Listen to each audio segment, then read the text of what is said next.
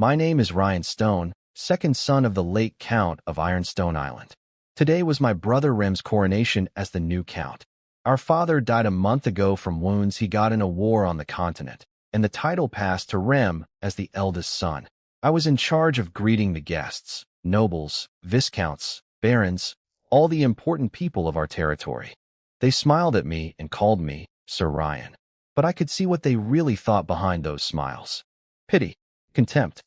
Everyone knew that once Rem took power, he'd throw me out. The fourth prince arrived just before the ceremony started. He was kind to me, maybe because he understood what it's like to not be the heir. The ceremony itself was long. Prayers, oaths, the prince tapping Rem's shoulders with a sword. I clapped when it was over, but my heart wasn't in it. Then Rem made his move. He announced to everyone that I had decided to go settle the northern frontier, the North River Province, a dangerous wilderness full of fishmen. He made it sound like my own choice, but it was his way of getting rid of me. He even said he'd offered me a barony, and I'd refused. All lies. But who would believe a titleless second son over a count? The fourth prince actually tried to help me. He offered me a position as one of his personal knights. It was a good offer, safe, respectable, with real future prospects. But I turned him down. I have my own plans. The truth is, I don't really belong here. I'm not truly Ryan Stone.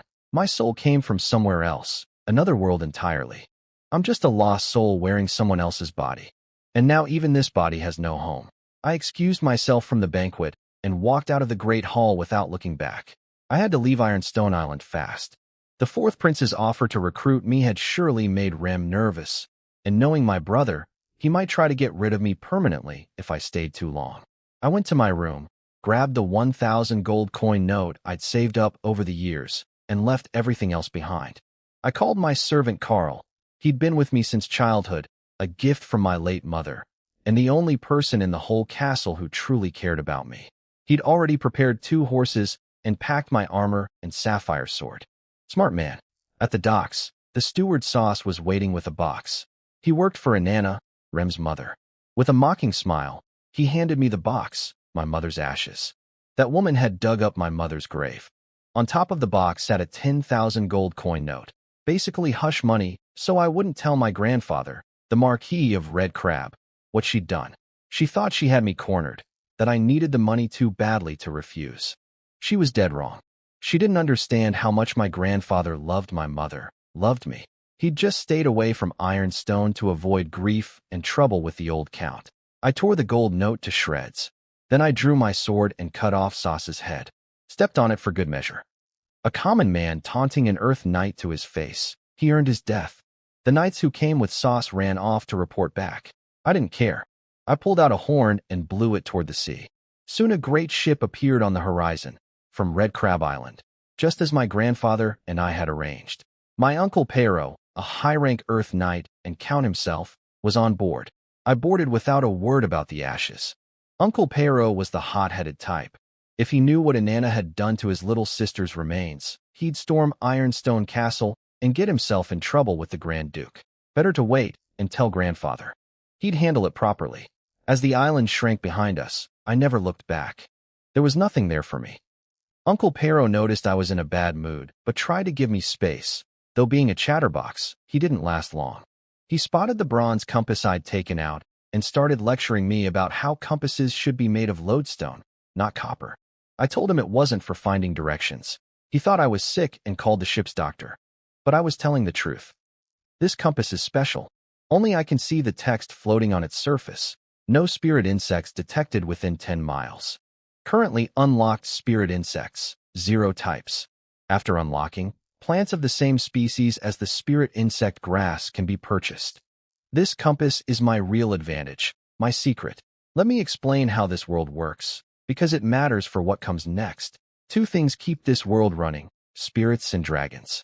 Dragons produce magical minerals, gemstones full of magical energy. Tame a dragon and you become a dragon knight, which is basically your ticket into the highest ranks of nobility. But dragons are rare. Spirits are more common and just as important. They're the backbone of agriculture. Every magical potion that knights and mages need for training comes from plants grown by spirits. There are 4 levels: spirit insects at the bottom, then small spirits, great spirits, and dragon spirits at the top. A spirit insect lives 10 years and might evolve into a small spirit. Small spirits live 50 years and can become great spirits, which live 200 years. Great spirits are what make or break a noble house. Take Ironstone Island.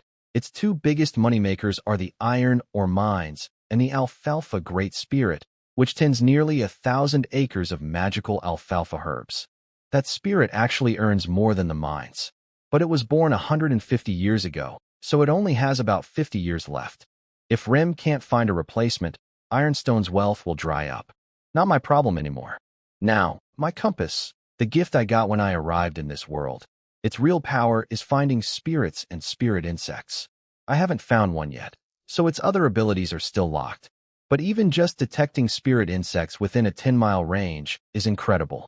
The cheapest spirit insect costs 1,000 gold coins. 1 gold coin buys 10,000 pounds of bread. I could make a living just hunting and selling spirit insects. But I want more than that. I'm an Earth Knight with real talent. I want to build something. I stood on the deck watching the restless sea, thinking about the road ahead. What I didn't know was the mess I'd left behind. Back at Ironstone Castle, Rim was apparently furious. Not at me for killing Sauce, but at his mother for being stupid enough to dig up my mother's grave. Even Rim understood that any knight would have done worse in my position. He knew Red Crab Island would demand answers, and that he'd made an enemy of both my grandfather and me for no good reason. From what I learned later, Rim locked Inanna down, stripped her of any authority, killed everyone involved in the grave robbery, and sent their heads to my grandfather along with the family's barley small spirit as an apology. He also wrote a personal letter to the Marquis, but he wasn't done with me either. He sent word to the governor of the North River Province to assign my pioneer territory at the very edge, right next to Fishman territory. He wanted the Fishmen to do what he couldn't do openly, kill me. And if they couldn't kill me, at least they'd keep me too busy to ever come back for revenge. My brother is many things, but stupid isn't one of them. It took 5 days to sail from Ironstone to Red Crab Island. When we finally arrived at sunset, the whole island glowed red in the light. The place is huge, 5 times bigger than Ironstone Island, and supposedly shaped like a crab with open claws. This is home to the Red Crab family, one of the 5 hereditary marquis houses of the North Sea Duchy. Uncle Pero had us dock at the South Pier, closest to the castle. A squad of knights was waiting, and with them, my grandmother, Lady Violet. She's over 60 but looks much younger, full of energy, warm and kind. But don't let that fool you. She's got a fiery temper. The moment she saw me, her eyes went red. She rushed over, grabbed my hands, and called me her poor little sparrow. She kissed my cheeks, fussed over how much I'd grown since she last saw me 5 years ago, and cursed Ramses. Always called the Ironstone men lions because of their brown manes, so Rem was that damned lion cub. She insisted we ride together in her carriage, which wasn't exactly proper etiquette, but nobody argues with grandmother. I asked about grandfather, and that set her off on a hilarious rant. Apparently the old man tried to prove he wasn't too old by mounting a wild horse, got thrown immediately, and hurt his back on a rock. Now he was stuck in bed reading old scrolls. She described it all so colorfully I had to fight not to laugh. Grandfather would whack me with his sword if he caught me making fun of him. She got worried when I told her about the frontier assignment. She kept fretting about the fishmen until we rode through the castle gates. Red Crab Castle is enormous, nearly 1,000 acres. Every open space is planted with magical herbs, all tended by spirits. I was staring at the lush crops with envy when a little creature came flying straight at me. Miller, one of the family's 3 great spirits. She looked like a beautiful porcelain doll with wings, about 50 centimeters tall. Her plant is magical roses, one of the most valuable herbs around. I couldn't help being jealous. Spirits change form as they grow. Spirit insects are just finger-length worms that act on instinct. Small spirits gain a rough human shape and basic intelligence, but can't speak. Great spirits like Miller are fully intelligent, can talk, and tend nearly 1,000 acres of magical plants. 1,000 acres of magical roses, even sold raw at 1 silver coin per plant, brings in 20,000 gold coins. Processed into potions, that multiplies tenfold. That's why nobles treat spirits as their most important status symbols. A single great spirit can fund an entire family. Little Ryan, I'm hungry. Miller remembered me from years ago. Her biggest trait is that she's always begging for food. Spirits eat jade powder, ground up magical jade stone. It's not cheap, about 1 silver coin per kilogram, but nobles always carry some for social occasions, since feeding someone else's spirit is considered polite at gatherings. I scooped a big spoonful from my pouch and placed it in her tiny cupped hands. Thank you, little Ryan. You're a good child, she said in an adult-sounding voice, then fluttered off with her escort of caretakers and knights. Spirits have no combat ability, so they always need protection. After saying goodbye to Miller, Uncle Pero led me to Grandfather's bedroom. The castle felt quiet. The Red Crab family has many members, but most have their own territories now, so none of my cousins were around. Before I could even knock, a powerful voice called out from inside. That's Ryan, isn't it? Come in. Even old and injured, Grandfather is a Sky Knight. His body might not be what it used to be, but his senses are still sharp enough to recognize footsteps through a door. Grandfather's bedroom was grand, and the old man had dressed up for me. His old Royal Fleet officer's uniform, hair neatly combed, his sapphire knight's sword at his hip. That sword was a gift from the king himself, back when Grandfather and the current Grand Duke served together at the royal court. The red gemstone set in it came from the Ruby Kingdom's red dragon. He wore all this to show respect for me as a fellow knight, not just as his grandson. That meant a lot. Everyone else had the good sense to leave us alone. I bowed and greeted him formally. Commander of the 3rd Royal Fleet, Marquis of Red Crab Island, my dear grandfather. Ryan sends his most sincere regards. He loved that. Old men always enjoy being reminded of their glory days. We sat down and got straight to business. No small talk about Ironstone, and I was smart enough not to mention his horse riding accident. So you've decided to go pioneer? He asked. Yes, no point hiding it. I came here for help. He showed me 2 letters. The first was from Rem, apologizing for the grave robbery and trying to smooth things over. The second was from a Red Crab spy in the North River province, reporting that the governor's office had suddenly changed its rules. Pioneers could no longer choose their own territory. The governor would assign it. This is aimed at you, Grandfather said. The governor is close with Ironstone. That lion cub wants to put you in the most dangerous spot he can find. Then he smiled and pushed a map toward me. There was a small island circled in red on the western side of the province, closer to the interior. About 150 square kilometers, roughly the size of a decent town. That's a Red Crab exclave, he explained. We pioneered it long ago, but never developed it properly. It has a few thousand residents. It's already partially built up, relatively safe, and in a better location. I'll transfer it to you as your pioneer territory. I was thrilled. A ready-made settlement in a safer area, and it completely sidesteps Rem's scheme with the governor. I accepted immediately. I told him I'd stay on Red Crab Island for a few days before leaving. Truthfully, I wanted time to use my compass and scan the island for any wild spirit insects the family might have missed. If I find any, knowing Grandfather, he won't ask for them back. After settling business, we chatted for a while, mostly him reminiscing about his younger days while I supplied well-timed praise and amazement. It was nice.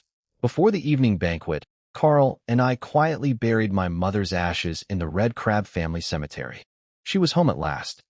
I knew Grandfather wouldn't go to war over the grave robbery. He'd pressure Ironstone for concessions and profit, but Inanna's family has noble backing of their own. Her father is a marquis with connections to the Grand Duke. Having her killed is out of the question. My revenge on both Inanna and Rem will have to wait. But it will come. The banquet was small and warm. Grandfather and grandmother dressed up. The old man drank plenty of wine with a red face and good spirits.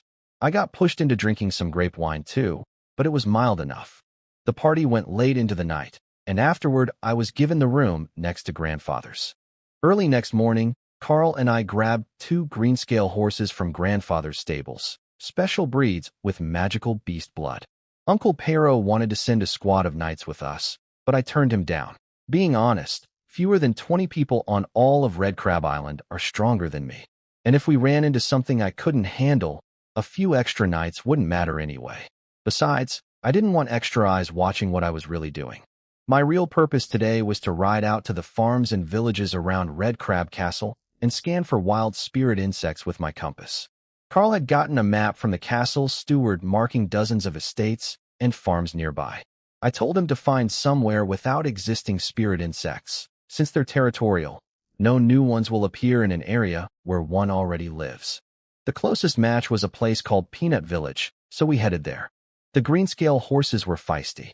Mine tried to buck me off the moment I mounted, but I'm an Earth Knight. 2 hard knuckle raps to its forehead sorted that out quickly. The horse cried and gave in. Carl did the same with his. Carl is more than just a servant, by the way. I'd known for years I'd be thrown out of Ironstone someday, so I secretly trained him in night combat techniques and gave him awakening potions. My father noticed, but looked the other way. Maybe some small fatherly feeling left in him. Carl is now a high-rank formal knight, just one step below Earth Knight. For an 18-year-old in this resource-poor duchy, that's genuinely impressive. My mother chose well when she picked him. Peanut Village turned out to be a plain farming settlement. About 100 households, 500 people, surrounded by fields of peanuts, rye, alfalfa, and beans. No knights stationed there, just a small militia and 1 administrative officer sent by the castle. The moment I stepped to the edge of the fields, my heart nearly jumped out of my chest. I could barely keep from grinning like a fool. The compass glowed softly and projected a map of the surrounding 10 miles. There, in the corner of a peanut field, a pale blue dot was blinking. Discovered 1 peanut spirit insect, currently gestating. Position displayed. My very first stop, picked completely at random, and I'd already found one. Unbelievable luck. Where to next? Carl asked, confused why I'd stopped and was staring at nothing. East, I said. I feel the guidance of the goddess of fortune. I don't believe in gods, but I needed some excuse for why I'd be wandering around fields pointing at random spots. Blaming it on divine guidance seemed like the safest cover. Nobody can exactly verify it. Carl clearly didn't buy it either, but his policy is simple. The young master is always right. We rode along the narrow paths between fields, drawing stares from villagers. Word must have reached the local administrator, because by the time we arrived at the peanut field with the spirit insect, a hunched but sharp-looking old official with neatly oiled gray hair came hurrying toward us. When we arrived at the peanut field, the local administrator came out to meet us, a proper old gentleman who politely asked for identification. Carl handed me the bronze metal weed borrowed from grandfather before leaving. It grants us free passage anywhere on Red Crab Island. The administrator turned out to be a big fan of grandfather. When I offered to let him look at the medal, his eyes lit up. He wiped his hands with 1 handkerchief, then pulled out a second, brand new one to hold the medal through, like it was a holy relic. He stared at it for a few seconds with pure satisfaction before giving it back. I asked him to clear away the villagers who'd gathered to watch us. He was happy to help, and soon it was just me, Carl, and the administrator. I walked into the peanut field. My night senses led me quickly to the right plant, one giving off faint magical energy. Hidden among its leaves was an egg-sized flower bud. But the plant was in terrible shape. The soil was poor, the magic energy was weak.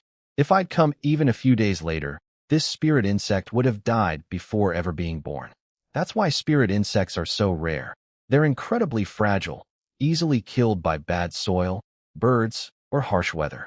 Carl figured it out the moment he saw the bud. His voice cracked with excitement. Sir, is that a spirit insect being born? The administrator was just as shocked, but recovered faster, calling me blessed by the gods for finding a spirit insect in such barren soil. I asked Carl for the jade powder. Instead of using the little silver spoon, I grabbed a fistful and sprinkled it around the roots. The magical energy in the powder should help the plant recover and keep the spirit insect alive. Carl, you're staying here. Guard this plant until the spirit insect is born. Don't take your eyes off it. Yes, sir. I won't even blink. The administrator volunteered to help without being asked. He rushed back to the village, had some villagers build a shelter over the spot, even sacrificed some of his prized cowhides for it.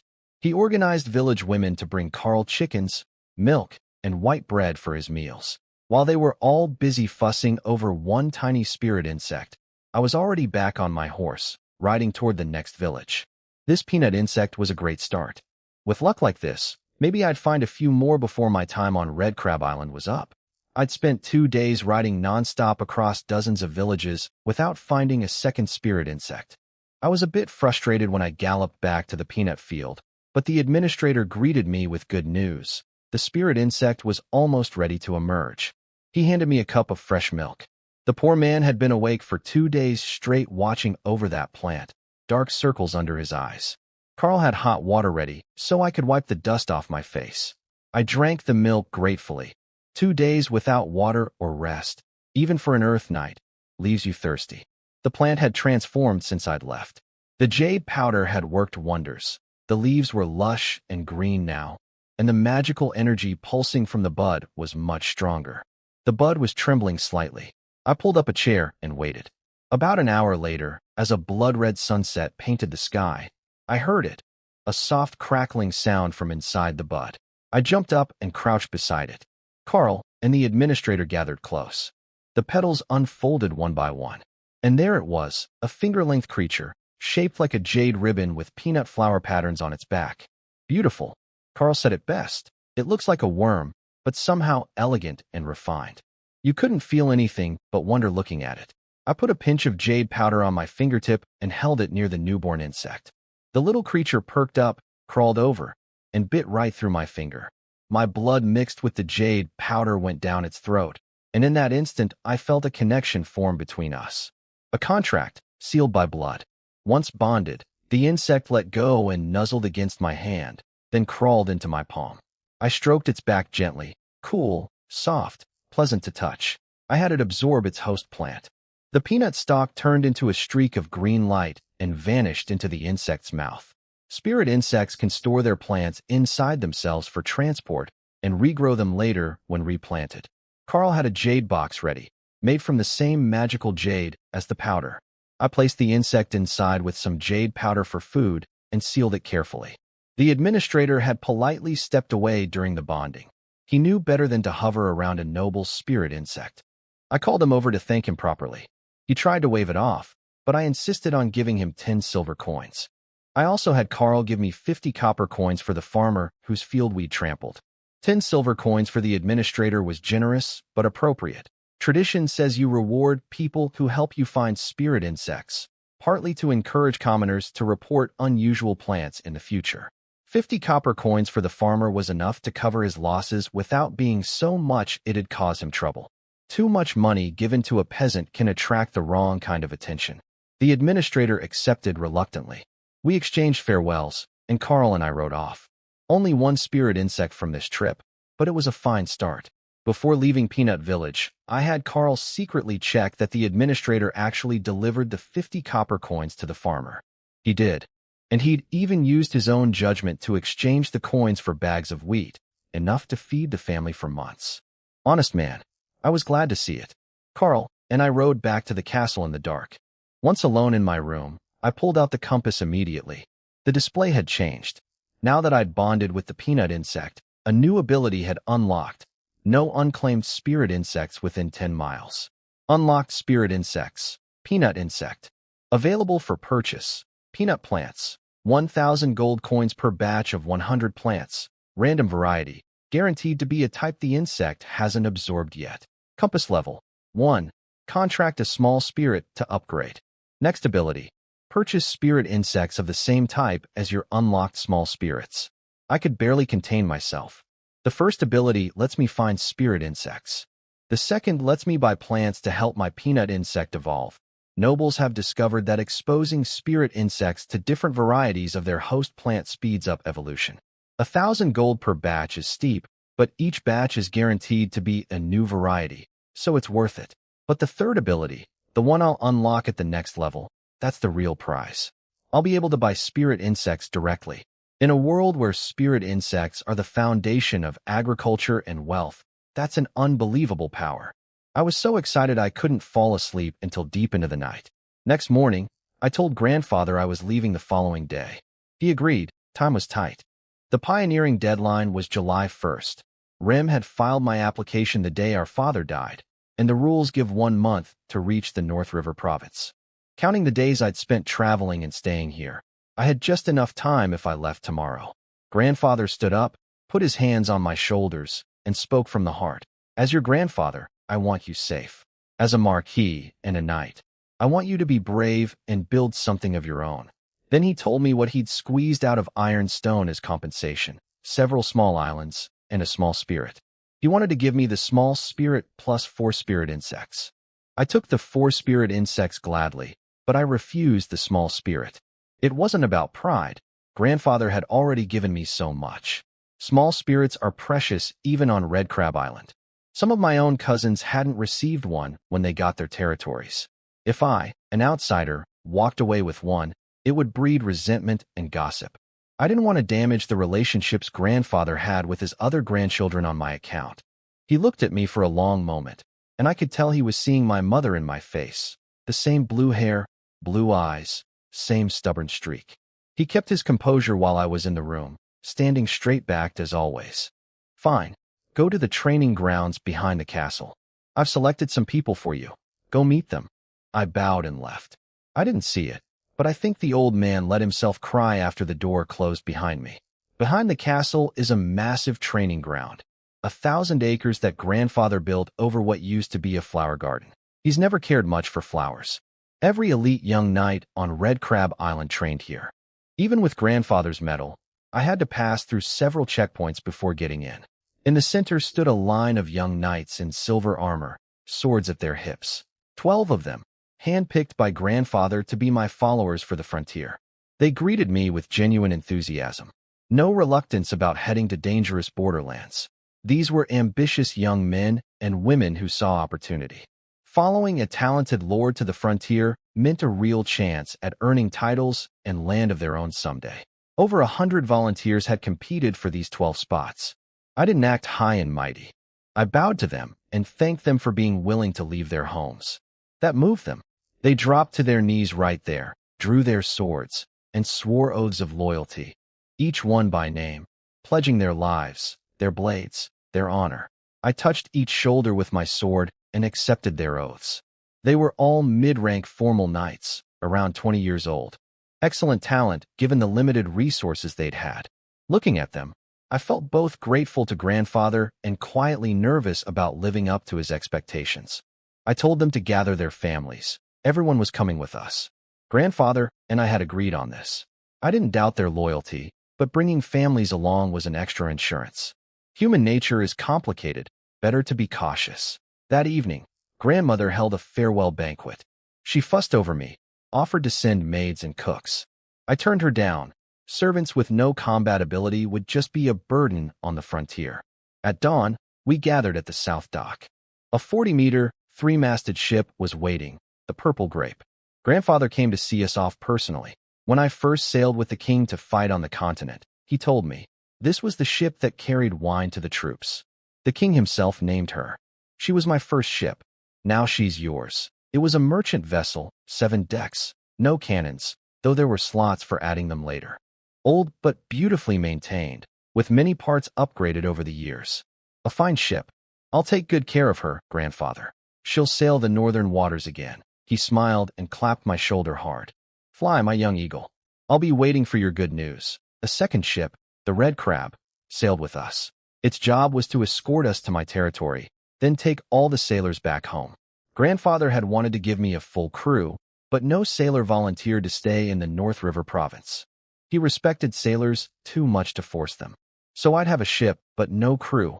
I'd have to train my own people later. That was fine. The Purple Grape set sail carrying me, Carl, 12 knights, their families, attendants, nearly 100 people in all, plus 100 tons of wheat. On the dock, grandmother waved her handkerchief until we disappeared over the horizon, then quietly wiped her eyes. Once Red Crab Island disappeared behind us, I gathered my 13 knights and appointed Carl as squad captain. Nobody argued. He's younger than all of them, but stronger, and that speaks for itself. I'd pick a vice captain later after seeing who stood out. I gave them their first assignment, learn how to sail. The crew would leave once we reached our destination, and I wasn't about to let the Purple Grape rot on a beach. I told them to befriend the sailors, especially the captain, navigator, helmsman, and bosun, and absorb everything they could. Watch, ask questions, whatever it takes. They jumped on it immediately, though I noticed half of them went straight for the ship's captain. Ambitious bunch. Alone in my cabin, I opened the jade box. 5 spirit insects lay inside. My peanut insect plus the 4 grandfather gave me. Barley, alfalfa, red rose, and tomato. Each had been contracted once before. Spirit insects can only be contracted 3 times in their lives. The first 2 contracts can be broken, but the third is permanent. Forcing it apart kills the insect. That's why price drops with each contract used. A virgin insect with 0 contracts is the most expensive. A twice contracted one is worth about half that. Still never less than 500 gold coins though. I smeared jade powder on my fingers and bonded with all 4, using up their second contract slot. After feeding them, I checked the compass. My unlocked list now showed 5 types: peanut, tomato, alfalfa, barley, and rose, with matching plants available for purchase. But at 1,000 gold each, I couldn't afford a single batch. My total wealth was 1,000 gold coins, and that was startup money for the territory. Plant purchases would have to wait until I had a functioning economy. I could still search for wild plants of the same species once I reached the north, and let the insects absorb those for free. But first things first, I needed to build up the territory, pass the duchy's inspection, and earn a title. The rules are strict. You get 1 year with a temporary pioneering license. If you lose your territory or die, it's revoked. But just surviving isn't enough either. You have to develop the land to minimum standards. Once you meet those, you apply for inspection. The duchy sends people to investigate, and if everything checks out, you get a permanent license. After that, you work toward earning a noble title through military achievements. The bar is lower on the frontier than in the interior, which is why so many knights risk it despite a death rate above 60%. A title is the most valuable thing in this world. 10 days into the voyage, I was bored out of my mind. Nothing but endless ocean in every direction. I spent my days leaning against the railing on the top deck, compass in hand, watching for any spirit insect signal. The sailors had started making up stories about why I stared at a bronze compass that couldn't point north. The kindest theory was that it was a keepsake from my mother or grandfather. Then, on day 10, as my thoughts drifted with the waves, I glanced down at the compass, and my heart jumped. A new signal. Hard to port. My shout of, hard to port, nearly caused a disaster. I'd used combat energy without thinking, and my voice boomed across the entire ship. The helmsman jumped so badly, he almost lost the tiller.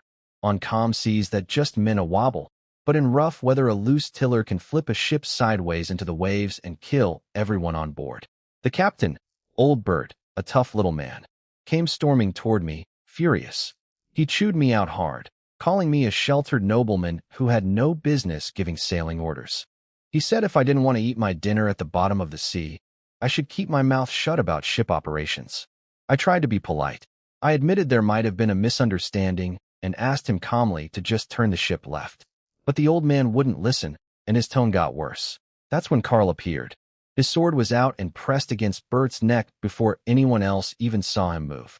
Fast, his skills had improved again. I could have stopped Carl, but I didn't. I'd been reasonable and polite, and Bert had kept pushing. Hard to port. Now, I said, my voice no longer friendly. Bert was stubborn as a rock. Even with a blade on his throat, he wouldn't give the order. Fortunately, the navigator read the situation, checked the waters, wide open, deep enough, and gave the command himself. The sailors repeated it, and the ship began to turn. I told Bert I'd be writing to grandfather about this, then walked to the port side. I could tell later that the old man had been genuinely terrified. His hands were shaking. He'd spent decades under grandfather's easygoing command and had forgotten the basic reality. He's a commoner, and we're knights. A sword on the neck reminded him of that. I heard he was thinking about retirement after this trip. I didn't dwell on it. I had Carl tie a rope to the railing and lower it down the side of the ship. I grabbed a small hand net and leaned over, watching the water. The sailors and knights gathered around, whispering, wondering what I was doing. I could hear every word with my Earth Knight hearing, including some not-so-supportive comments. I let it go. Then I saw it. I grabbed the rope with my left hand, vaulted over the railing, and slid down like a falling star. Just before hitting the water, I swept the net across the surface, barely touching it. Then hauled myself back up with one arm and landed on the deck. The whole thing took less than a second. Most people hadn't even registered what happened. Carl rushed over. Sir, are you all right? I looked down at the tiny creature curled up in my net and grinned. Better than all right. A coral insect? He spotted one drifting in the current. The whole ship erupted in gasps when they saw what was in my net. News spread across every deck in minutes. Suddenly everyone understood why I demanded the turn. Carl gave me a look. Sir, you don't really receive visions from the goddess of fortune, do you? I just smiled. You can believe that if you want. Coral insects are a special type of spirit insect. They don't grow, don't level up, don't farm crops, and don't even have a host plant. They can only be contracted once. Their sole purpose is extraordinary. They turn themselves into islands. A coral insect finds the right spot in the ocean, ends its own life, and becomes a 1,000-acre coral reef. In the North Sea Duchy, where land is more precious than gold, that makes them incredibly valuable, at least 1,000 gold coins each. They're born in seafloor mud, drift with the currents, and are nearly impossible to catch. Big noble houses sometimes snag one in their fishing nets by pure luck. Red Crab Island supposedly gains a dozen square kilometers every year from wild coral insects settling along its edges. Once contracted, you can choose where and when the insect transforms, and even shape the resulting island to some degree. I had no intention of selling this one. I'd bring it to my territory and give my future people another 1,000 acres of farmland. What a generous lord I am. Back in my cabin, I checked the compass. It had recognized the coral insect as a valid type, and the shop had updated accordingly. Available for purchase. Coral insect, 1,000 gold coins each. That was huge. In a nation where land is the scarcest resource, I could now essentially create unlimited territory, as long as I had the money. Everything always comes back to money. Great gods above, please send your faithful servant a dragon that poops gold coins. No more spirit insects appeared during the rest of the voyage, so I left the ship's course alone after that. We made good time without heavy cargo and reached North River Island on the morning of June 28th, 3 days ahead of my deadline. North River Island is the provincial capital, home to the governor's office. The province was named for a winding chain of islands running east-west through its center, looking like a river. The whole territory was conquered from the Fishmen 15 years ago, and the Grand Duke appointed the North River Marquis as governor to oversee its development. The North River Marquis got his title by being the Grand Duke's personal horse groom, which sounds humble, but in this world, trusting someone with your war horse means trusting them with your life. He'd been an honorary marquis with no land until this province was created. Now he rules it all, and most pioneering knights who settle here will eventually become his vassals. That's bad news for me. The North River Marquis owes his entire position to the old Ironstone Count, who rallied powerful Sky Knights to support his appointment. In plain terms, the Marquis and Ironstone are practically the same faction, which means I can expect to be given every possible disadvantage during my pioneering years. We docked at the north side of North River Island, not because it made sense, but because the governor requires all new pioneering knights to arrive from the north. Supposedly it shows determination to conquer the frontier. I call it a vanity project that wastes everyone's time. The harbor was bustling, hundreds of ships waiting for dock assignments. I expected a long wait, but the harbor master saw our sails and waved us in immediately. Some mercenary ships ahead of us refused to move until a young knight shouted at them. "That's the Red Crab Marquis' ship, you idiots." That got them scrambling. What they didn't realize was that the purple grape in front was even more significant. A ship personally named by the king. Blocking it could get you accused of disrespecting the crown. Once ashore, only my 13 knights and I disembarked. We weren't staying long. Get the pioneering license, buy supplies, and leave. First stop was the Violet Guild, the Empire-backed trading house, to exchange my gold note for actual coins. I gave Carl 20 gold coins and half the knights to buy supplies, farming tools, cloth, salt, tents, dishes, and wine. I told them to spend every last coin. Then I handed out 1 gold coin to each knight for personal purchases. Their faces lit up. 1 gold coin equaled almost a year's salary for them back on Red Crab Island. I told them not to save it. Once we reached the territory, there'd be nowhere to shop. One knight named Leo bit his coin and declared it tasted sweet. The others joked about where the coin might have been before. Rough humor. These are military men, not castle servants. I headed to the governor's pioneering office alone. It was quiet compared to the docks. just a few knights coming and going. Inside the main hall stood a massive sand table map of the entire North River province. The clerk recognized me instantly. Well, Ryan Stone, I thought you'd given up your pioneering rights." His smile was wide, but his words were poisonous. Saying a knight had given up was basically calling him a coward. I kept it short. "I'm here for my pioneering license." Of course. Just pick a territory first. Though I'm afraid there aren't many options left." "Can't be helped. You didn't exactly arrive early, did you?" He smirked, clearly enjoying himself. He knew the plan. I was supposed to be stuck choosing from the most dangerous spots near Fishman territory, where I'd either die or get ground down until my license expired. In his eyes, I was already finished. A disgraced second son with no backing, headed for a death trap. Why bother being polite? I smiled back and handed him grandfather's personal document. "No need to pick. I already have a territory. Process the license immediately. I'm in a hurry." The clerk tried to dismiss me at first. "You can't just pick your own territory without the governor's approval. That's against duchy law." He said it smugly, then casually opened grandfather's document. His face froze. Every word on that paper was in the same handwriting, including the signature at the bottom, Ackman Red Crab. Not some aide's writing with a stamped seal. The Marquis himself had sat down and written this letter word by word. That told anyone with half a brain exactly how much grandfather cared about me. The clerk had been led to believe, by Iron Stone, no doubt, that my grandfather didn't care. He was wrong. He read it twice, then looked up at me with dry lips. "Sir Ryan, could I perhaps check with the governor first before? Is the document fake?" I cut him off. "No." "Does it violate duchy law?" "No, of course not." "Then does the governor's office operate under a different set of laws? Its own private laws above the duchy's?" That shut him up completely. Claiming alternative laws would be treason.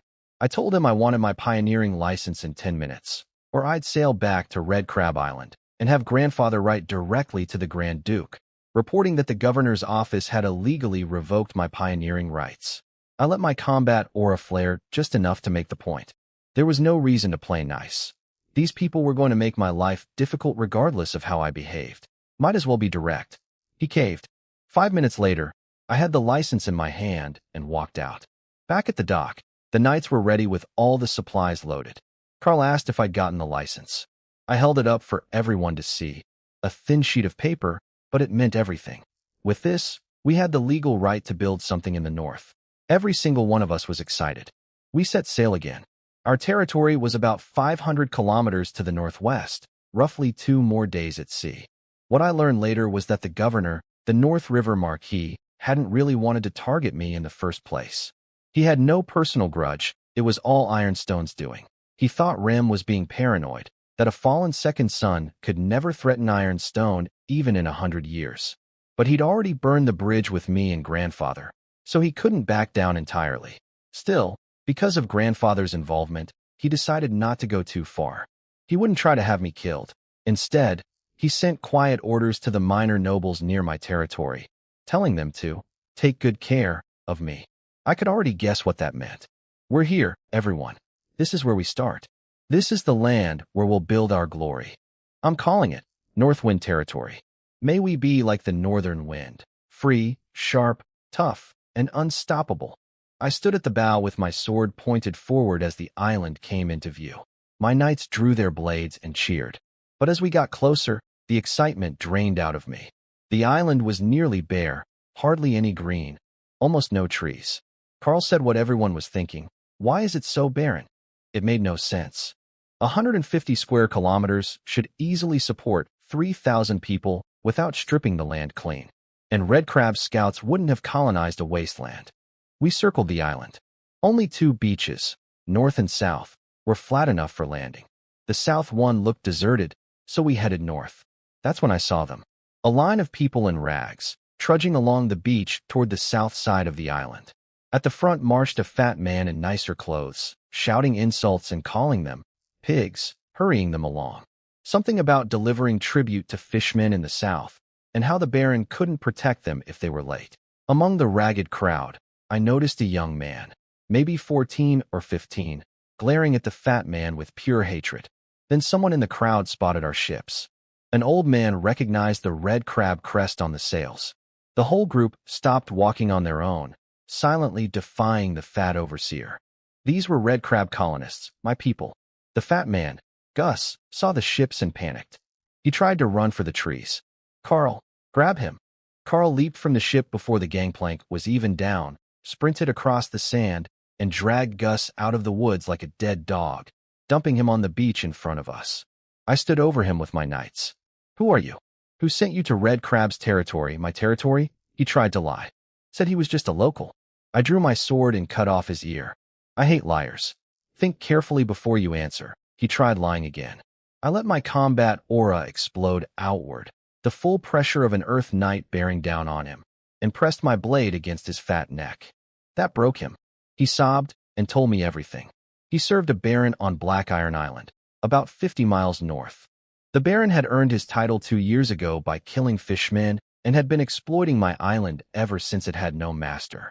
He'd been using my people as labor, making charcoal from the trees, which explained why the island was so bare, and forcing them to deliver tribute to fishmen on the south side. Then a young voice cut through the crowd. Sir, he's a demon. He's taking us to die. I looked over. A skinny teenager in barely enough cloth to cover himself, his exposed skin covered in whip scars. What's your name? I softened my voice completely. I'm Russo, sir. He knelt on the ground, trembling. Russo, you're brave. Come here, stand by me. My knights weren't surprised. They already knew I had 2 very different faces. One for enemies, one for my people. But the villagers who'd just watched me slice off an ear were staring wide-eyed, unsure what to make of a lord who could switch from terrifying to gentle in a heartbeat. The boy gathered his courage and walked over to me. Now tell me, where were they taking you? Russo told me everything, piece by piece. He was just a kid, so the story came out jumbled, but between his account and what I squeezed out of Gus, I put the picture together.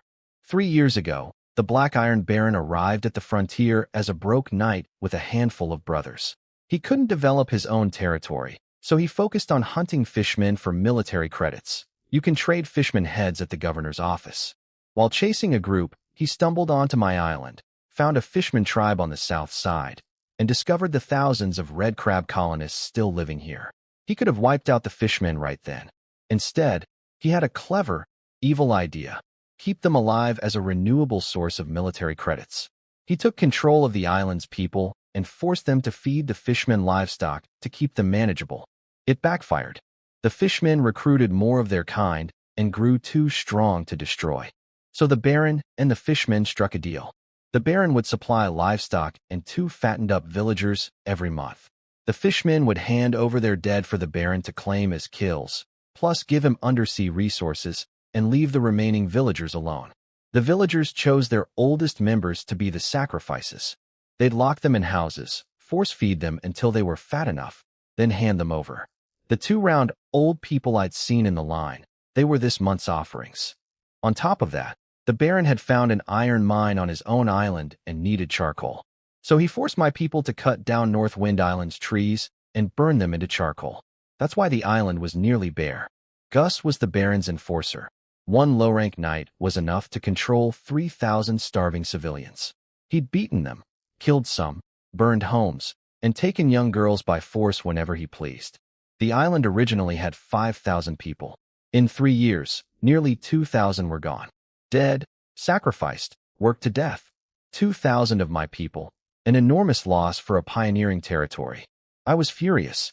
I wanted to sail to Black Iron Island and cut that Baron in half.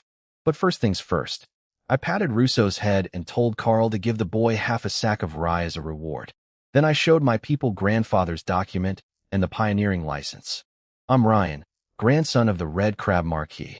From today, this island is mine, and you are my people. My knights will keep you safe, short and simple. The villagers accepted it quickly. Any new lord had to be better than what they'd endured. Led by the elders, they knelt and swore loyalty. I gave my first order, go home. No more tribute to the fishmen. No more charcoal for Black Iron Island. I would deal with the fishmen myself, and the Baron would answer for what he'd done. They walked home with lighter steps than they'd had in years. The village wasn't far. The Black Iron Baron had herded all the islanders into one settlement for easier control. It was big but desperately poor, just shacks made of grass, wood, and mud.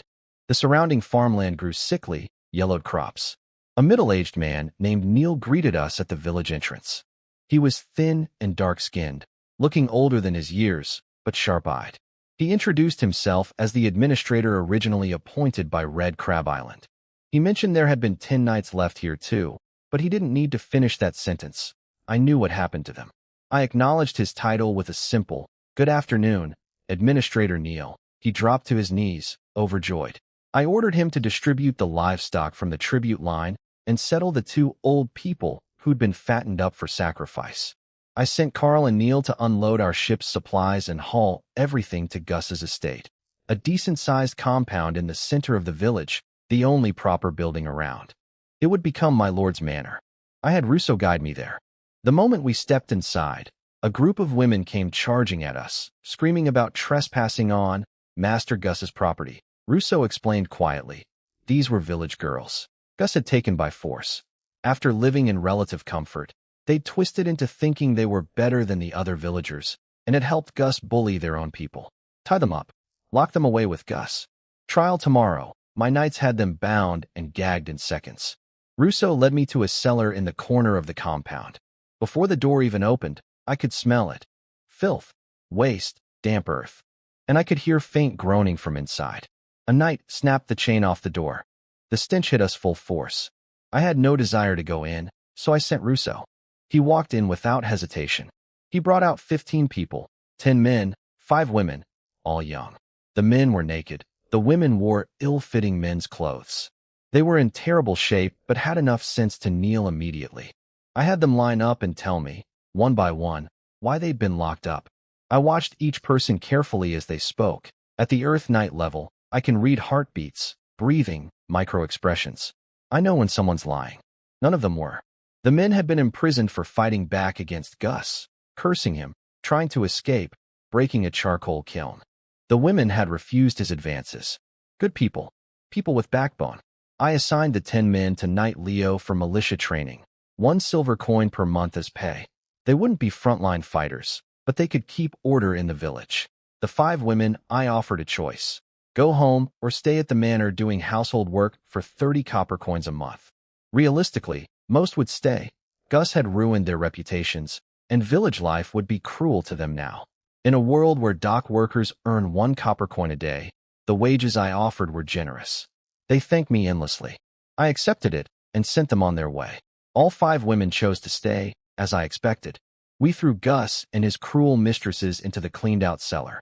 No food, no untying. They wouldn't starve. They'd be dealt with tomorrow morning. Gus had lived well while his people suffered.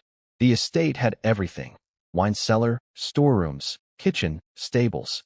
I had the knights clear out all the small furnishings and replace them with the supplies Carl had bought at North River. The big furniture stayed. My knights handled it quickly. These aren't ordinary men, after all.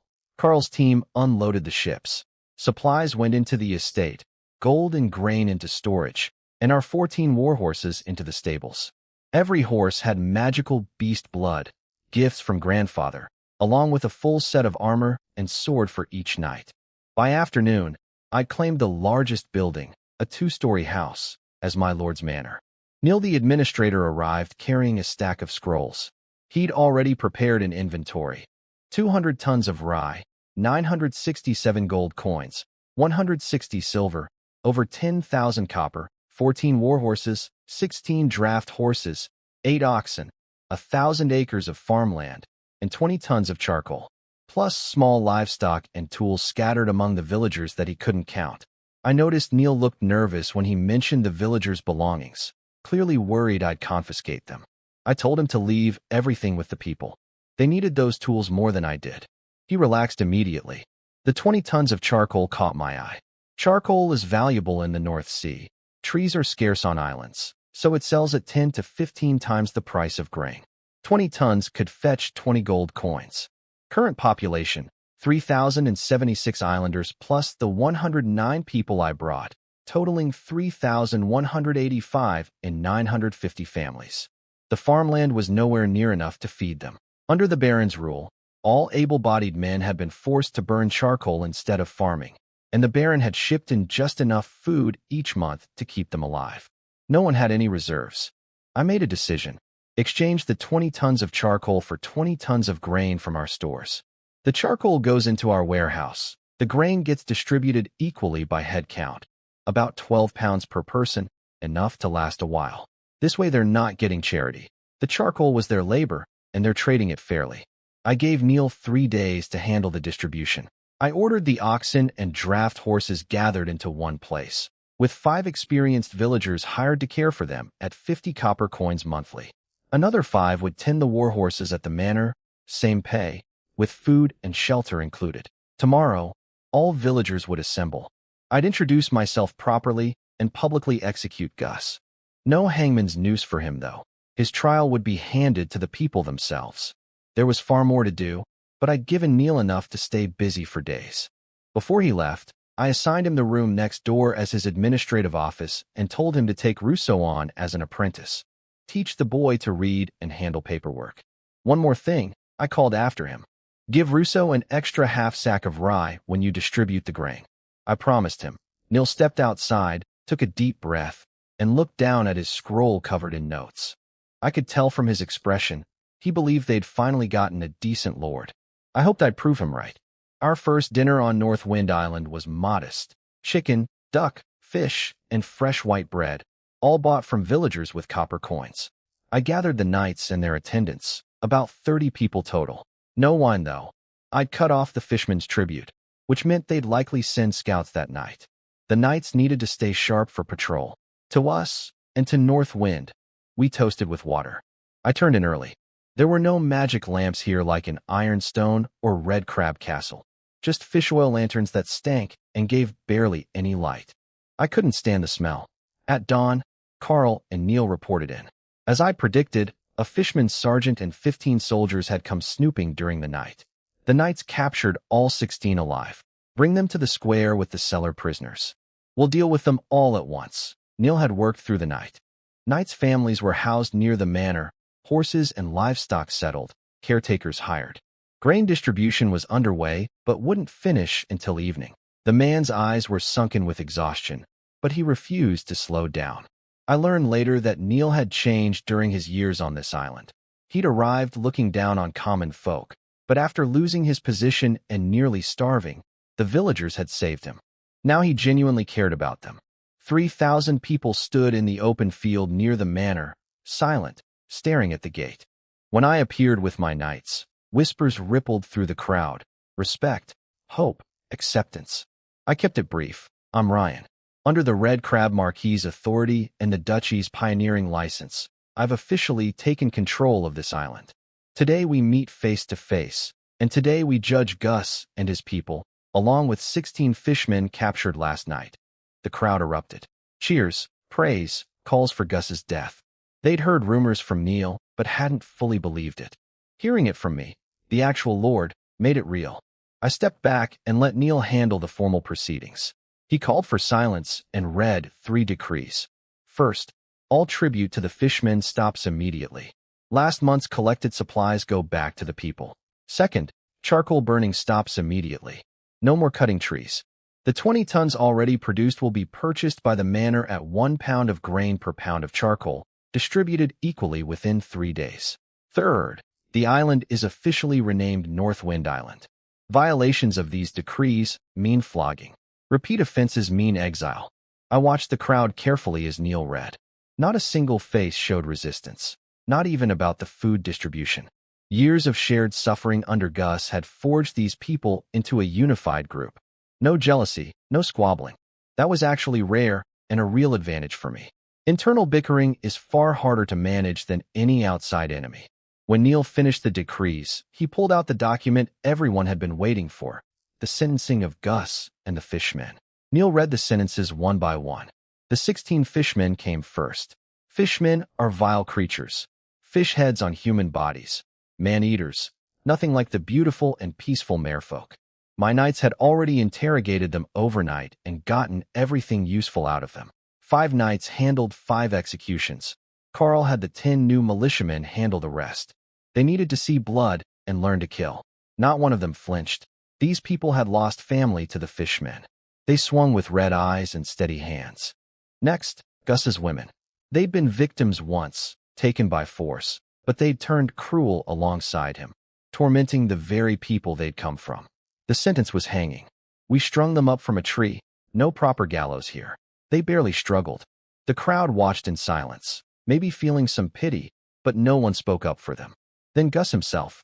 Neil announced his crimes and paused. The Lord, in his mercy, gives the right of execution to the people. They threw him into the crowd. What followed lasted an hour. Shovels, sickles, clubs, stones, sticks, fingernails, teeth. 3,000 people's worth of rage came down on one man. When it ended, there was nothing left of him, not even bones. The villagers had ground those to dust with rocks. When it was over, the people didn't leave. They stood looking at me. I told them they could go. Every single one knelt, pressed their forehead to the ground once, hard, deliberately, then stood and walked away, glancing back as they went. That was the point of all this. I needed authority, and now I had it. I was their savior, and that would make every future order easier to carry out. The women's bodies went into the sea, as sentenced.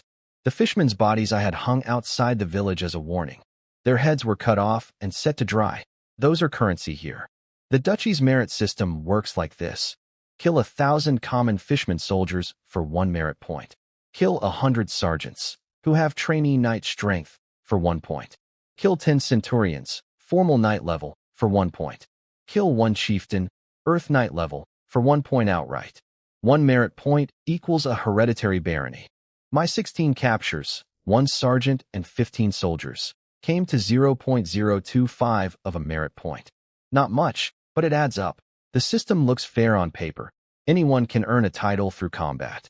But in practice, it's the noble's sons with family resources who rack up fishermen kills easily. Knights with no backing rarely make it. Class stays fixed even on the frontier. Above chieftains sit fishermen generals, sky knight level. Killing one of those goes beyond the merit system entirely. That kind of achievement reshapes politics. For now, I was content.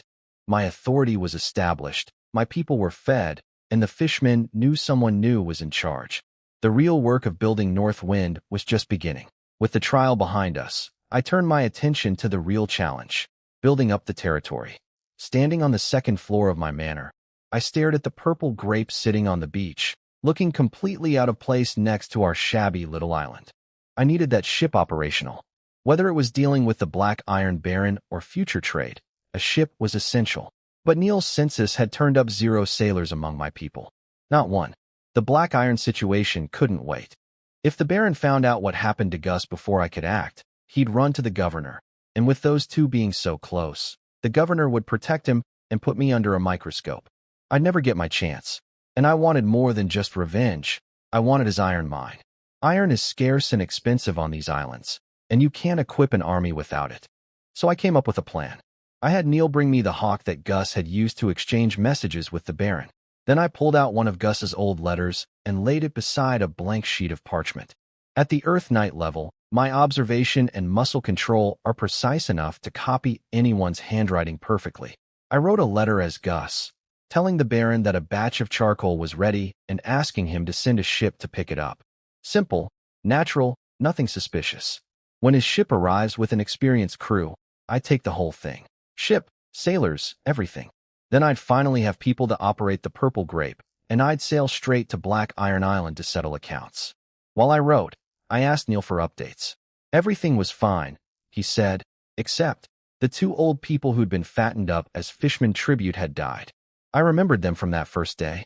It wasn't surprising. They were elderly, force-fed for weeks, their bodies already broken. At least they'd lived long enough to see Gus torn apart. Small comfort. I asked how the island normally handled the dead. Neil explained that since all land belongs to the Lord, commoners can't have graves. Bodies go into the sea. That's standard practice in island nations where every acre matters. I accepted the local custom. Neil read my forged letter and was stunned. This handwriting is identical to Gus's. It's incredible. He confirmed the content was flawless. He suggested we also demand some supplies in the letter, but I told him not to bother. Once we take Black Iron Island, everything there would be ours anyway. Send the letter by hawk. Then bring me the map of North Wind Island. Neil had kept the original survey map hidden from Gus all these years. Smart man. He handed it over along with a freshly drawn copy he'd made from memory overnight. About 95% accurate, he said. I told him it was excellent work, and I meant it. North Wind Island is roughly rectangular with rounded corners, 15 kilometers north to south, 10 east to west. The eastern third is mountainous, shaped like a football. The rest is flat. Our village sits in the southwest corner. The fishmen occupy the southeast. Those are the only two spots with beaches wide enough for ships. Fresh water flows from the eastern mountains, splitting into two streams at the mountainside. One runs through our territory, the other through Fishman land. But here's the strange part. The two maps didn't match in one area, the mountain summit. The original showed vegetation and a large circular pool at the top. Neil's new version left everything above the tree line blank. He explained why. In his second year as administrator, one night, an ordinary, unremarkable night, every plant above the mountainside simply vanished. The peak went completely bare overnight. When he and the knights tried to climb up to investigate, they hit an invisible pressure at the midpoint that felt like carrying 1,000 pounds. The temperature also dropped sharply the higher they went, freezing cold by the tree line. Nobody could get past. Nobody knew what had happened. So Neil left it blank rather than guess wrong. That story was bizarre, but I'd noticed the barren peak myself when we'd sailed around the island.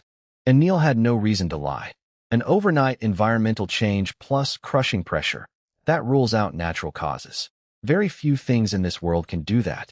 I had a guess about what might be up there, and it made me uneasy. But it would have to wait until the territory was stable enough for me to investigate personally. I asked if grandfather or the Baron knew. Neither did. Red Crab Island had never given Neil a messenger hawk, and Gus couldn't have cared less about the island's geography. Good. I ordered strict secrecy.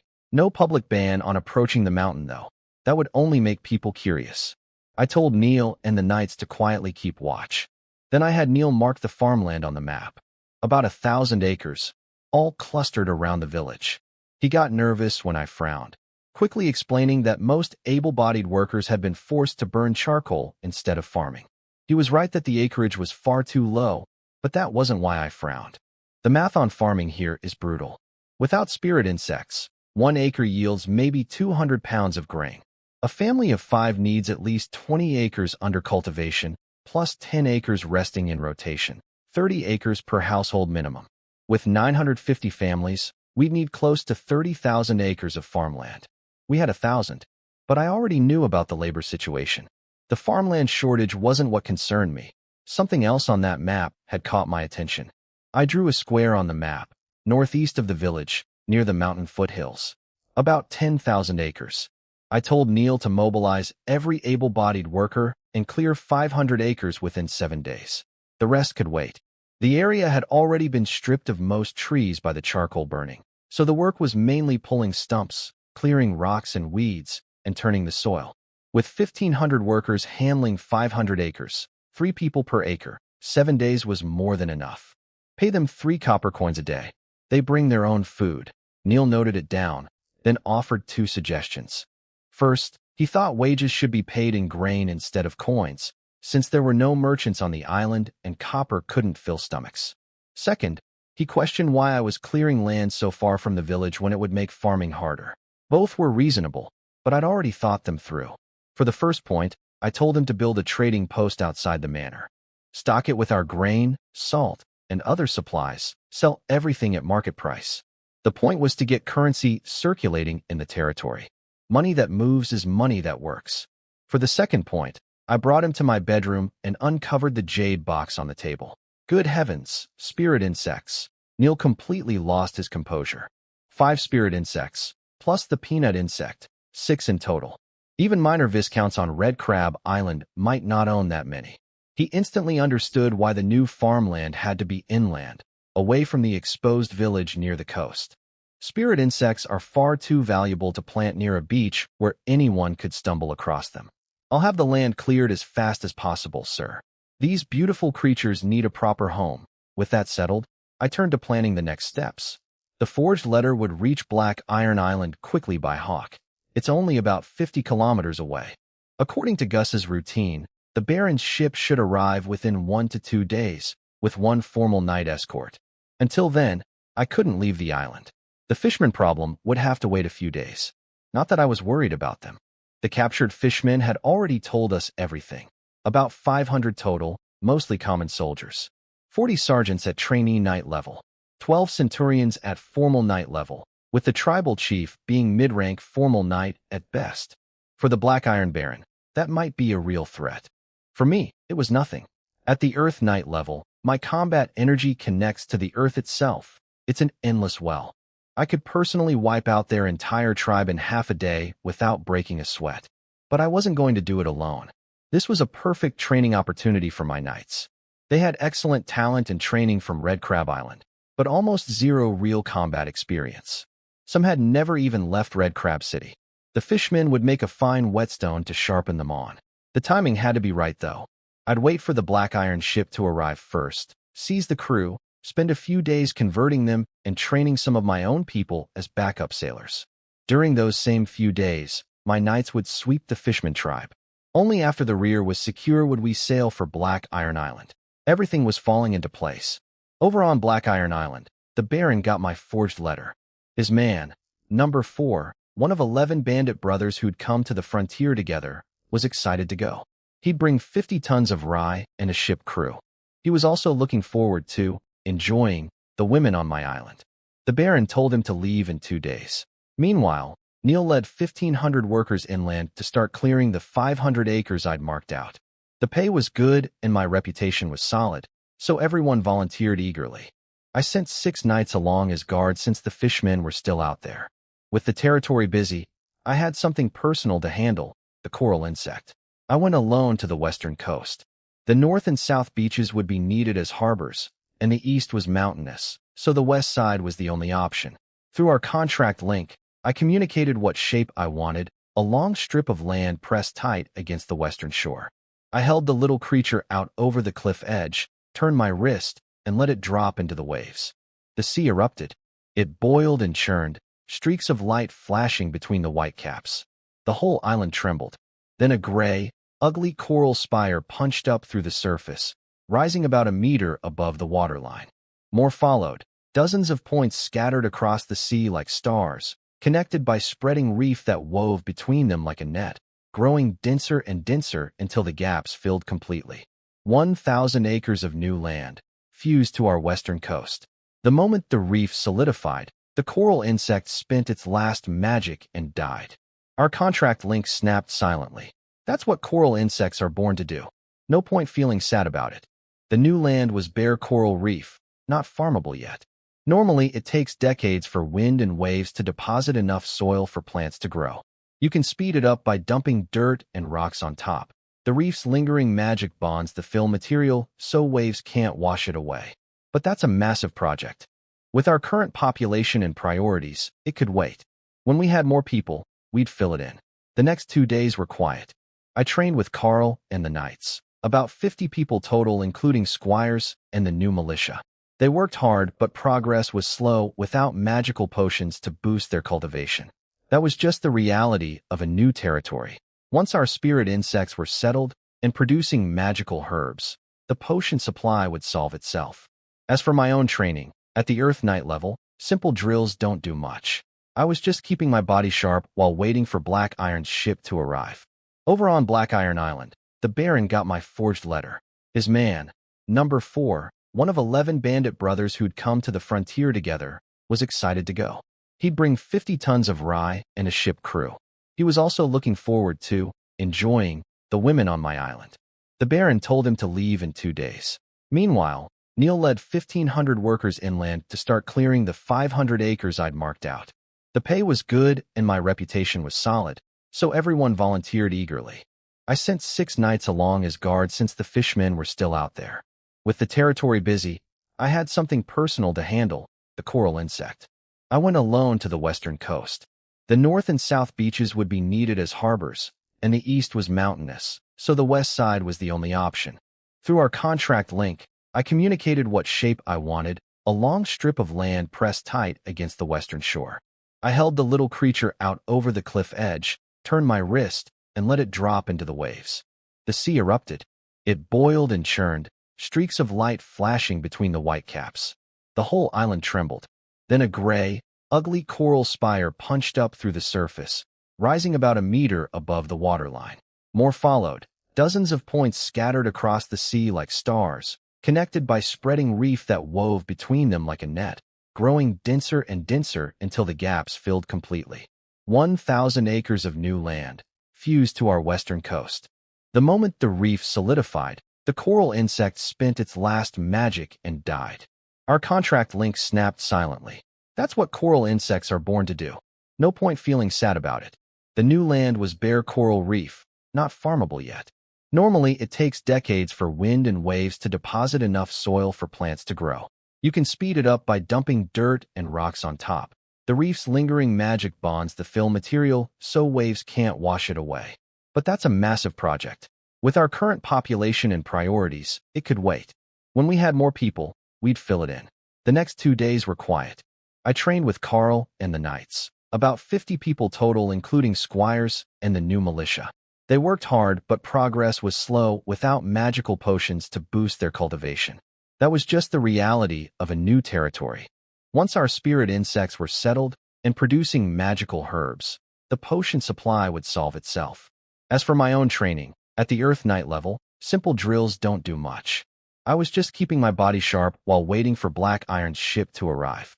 That morning, I watched old Parsi limp out of his house, heading to the trading post I'd set up just days ago. He and the one-eyed old man were joking and laughing together. Real laughing, the kind they hadn't done in 3 years. They were going to buy grain with their own copper coins. Simple thing, but under the old rule, they couldn't even do that. Seeing my people start to live like actual humans made the effort worth it. But I didn't have long to enjoy the peace. A 2-masted ship appeared on the southern horizon. I already knew who it was, the men from Black Iron Island, the Baron's thugs. They came regularly to collect charcoal, treat our people like animals, and do whatever they pleased. Their leader this time was the one they called Old Four. From what I could tell, the crew on that ship hated their own masters.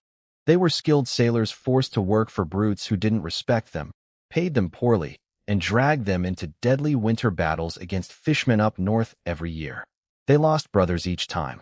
But Old Four didn't care about any of that. He stood at the bow like some conquering hero, boasting about milk and women. When the ship landed at the southern beach, Old Four jumped off before the anchor even dropped.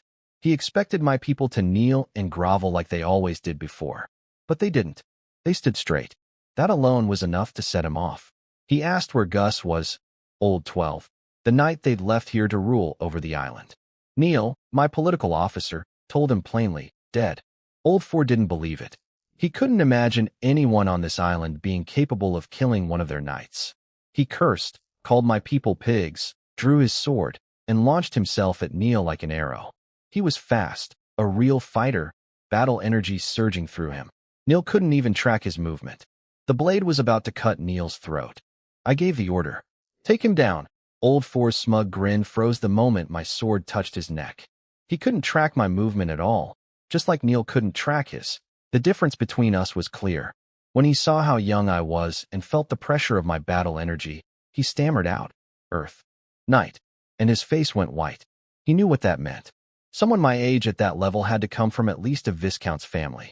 He figured he was dead no matter what. I asked if he had any last words. He just clenched his jaw and closed his eyes. No begging. I respected that. The man had some real knight spirit in him. But respect didn't mean mercy. These were two separate things. I cut his head off clean. While I dealt with him, my knights had already rushed the ship. The anchor was down, so there was no escape. We took the whole vessel without spilling a drop of blood. My original plan was to grab them the moment they stepped ashore, but Old Four jumped off before the ship even stopped. I had to wait for the anchor drop, so the crew couldn't flee. After that, things moved fast. I sent Neil to count the supplies, and had Carl bring the sailors to the manor. I'd hidden the Purple Grape, our own ship, on the other side of the island beforehand, so they wouldn't get suspicious. The ship captain, Burn Merlin, came to see me soon after. Smart man.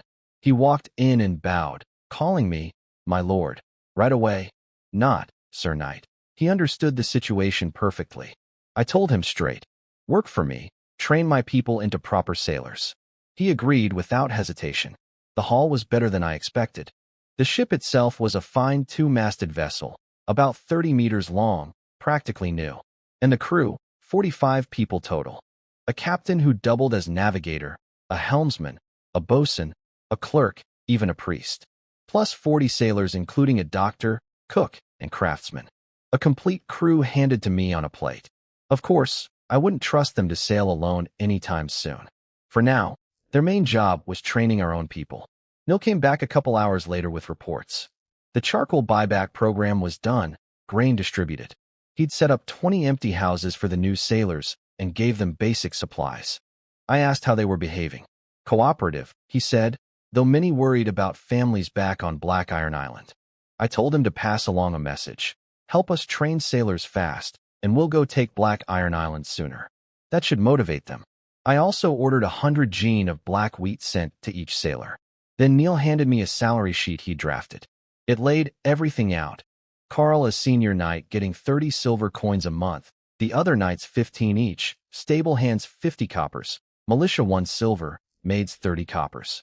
For the sailors, he set the captain at 10 silver, other officers at 5, regular sailors at 2. All slightly above mainland rates, which made sense for a border territory.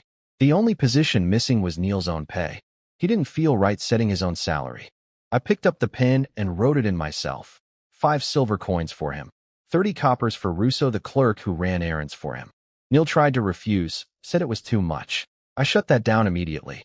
The territory was a mess, and he was doing the work of 5 people. He earned every coin. I told him to post the pay scale at the manor gate, effective today. Next morning, Neil gathered the residents, and Captain Byrne started picking new sailor recruits.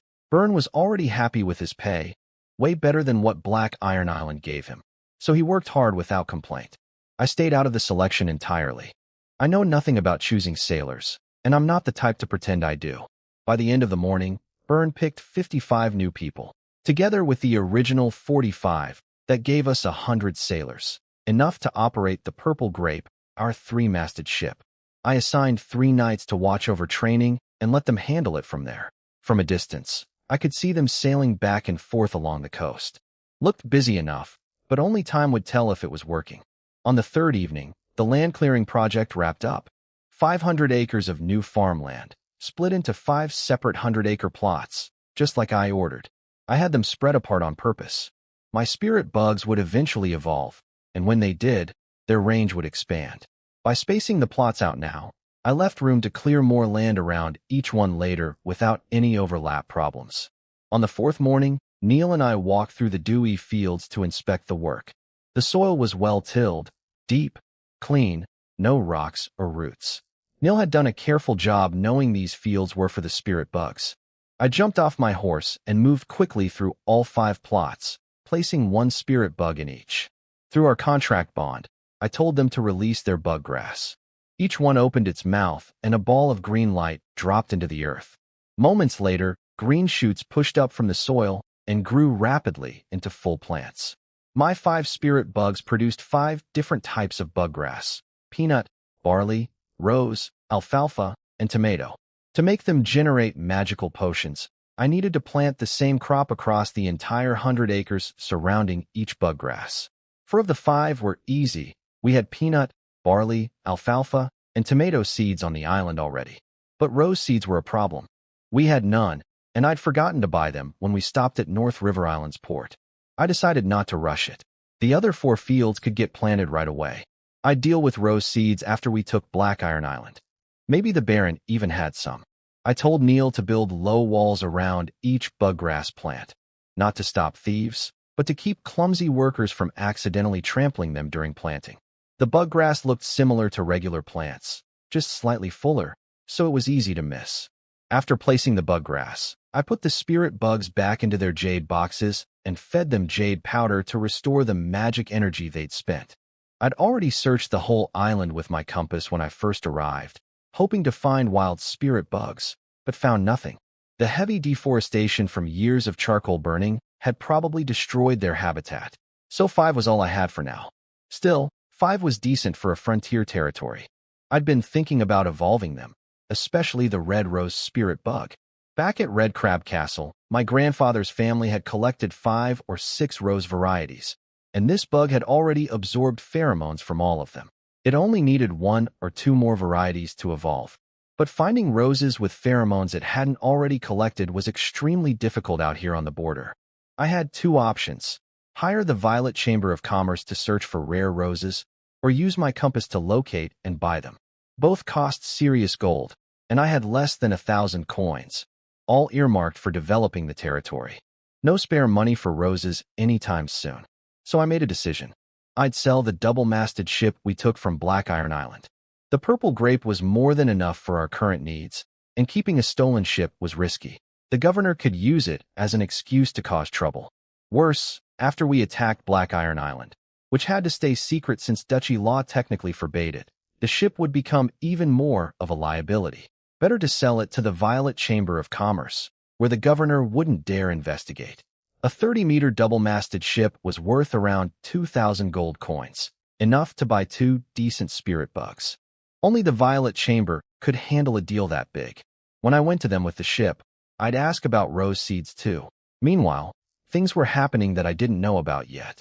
On Campbell Island, Viscount Soren Campbell, the fourth son of the Campbell Earl family, received a letter from Black Iron Island by Hawk. The Baron was panicking about his missing ship and asking Soren for help finding it. What the Baron didn't realize was that Soren had set him up on purpose. See, the governor had sent orders to all nearby nobles telling them to give me a hard time when I arrived. Soren passed those orders along to everyone, except Black Iron Island. He deliberately left those bandits in the dark, knowing full well what I was. A young Earth Knight with the backing of the Red Crab Marquis and even the Fourth Prince's interest. Soren was a businessman above all else. He figured picking a fight with me to please the governor was bad business. Better to let the Black Iron bandits stumble into me blind, watch them get crushed, and then offer me friendship when I came looking for allies. Smart man, even if I didn't know about his scheming yet. His butler tore up the Baron's letter. They had breakfast and forgot all about it. As for me, I had my own concerns. I climbed up to the eastern mountainside to investigate something Neil had told me about. The mountain peak that went barren overnight. What I found was unsettling. There was a sharp dividing line across the slope, like someone had drawn it with a blade. On one side, bushes and grass grew thick and green, full of life. On the other side, nothing. Complete wasteland. Even the rocks and soil had turned an unnatural grayish white. The temperature dropped sharply right at the boundary, far too cold for July. Worse, as I reached the midpoint of the slope, I felt something watching me.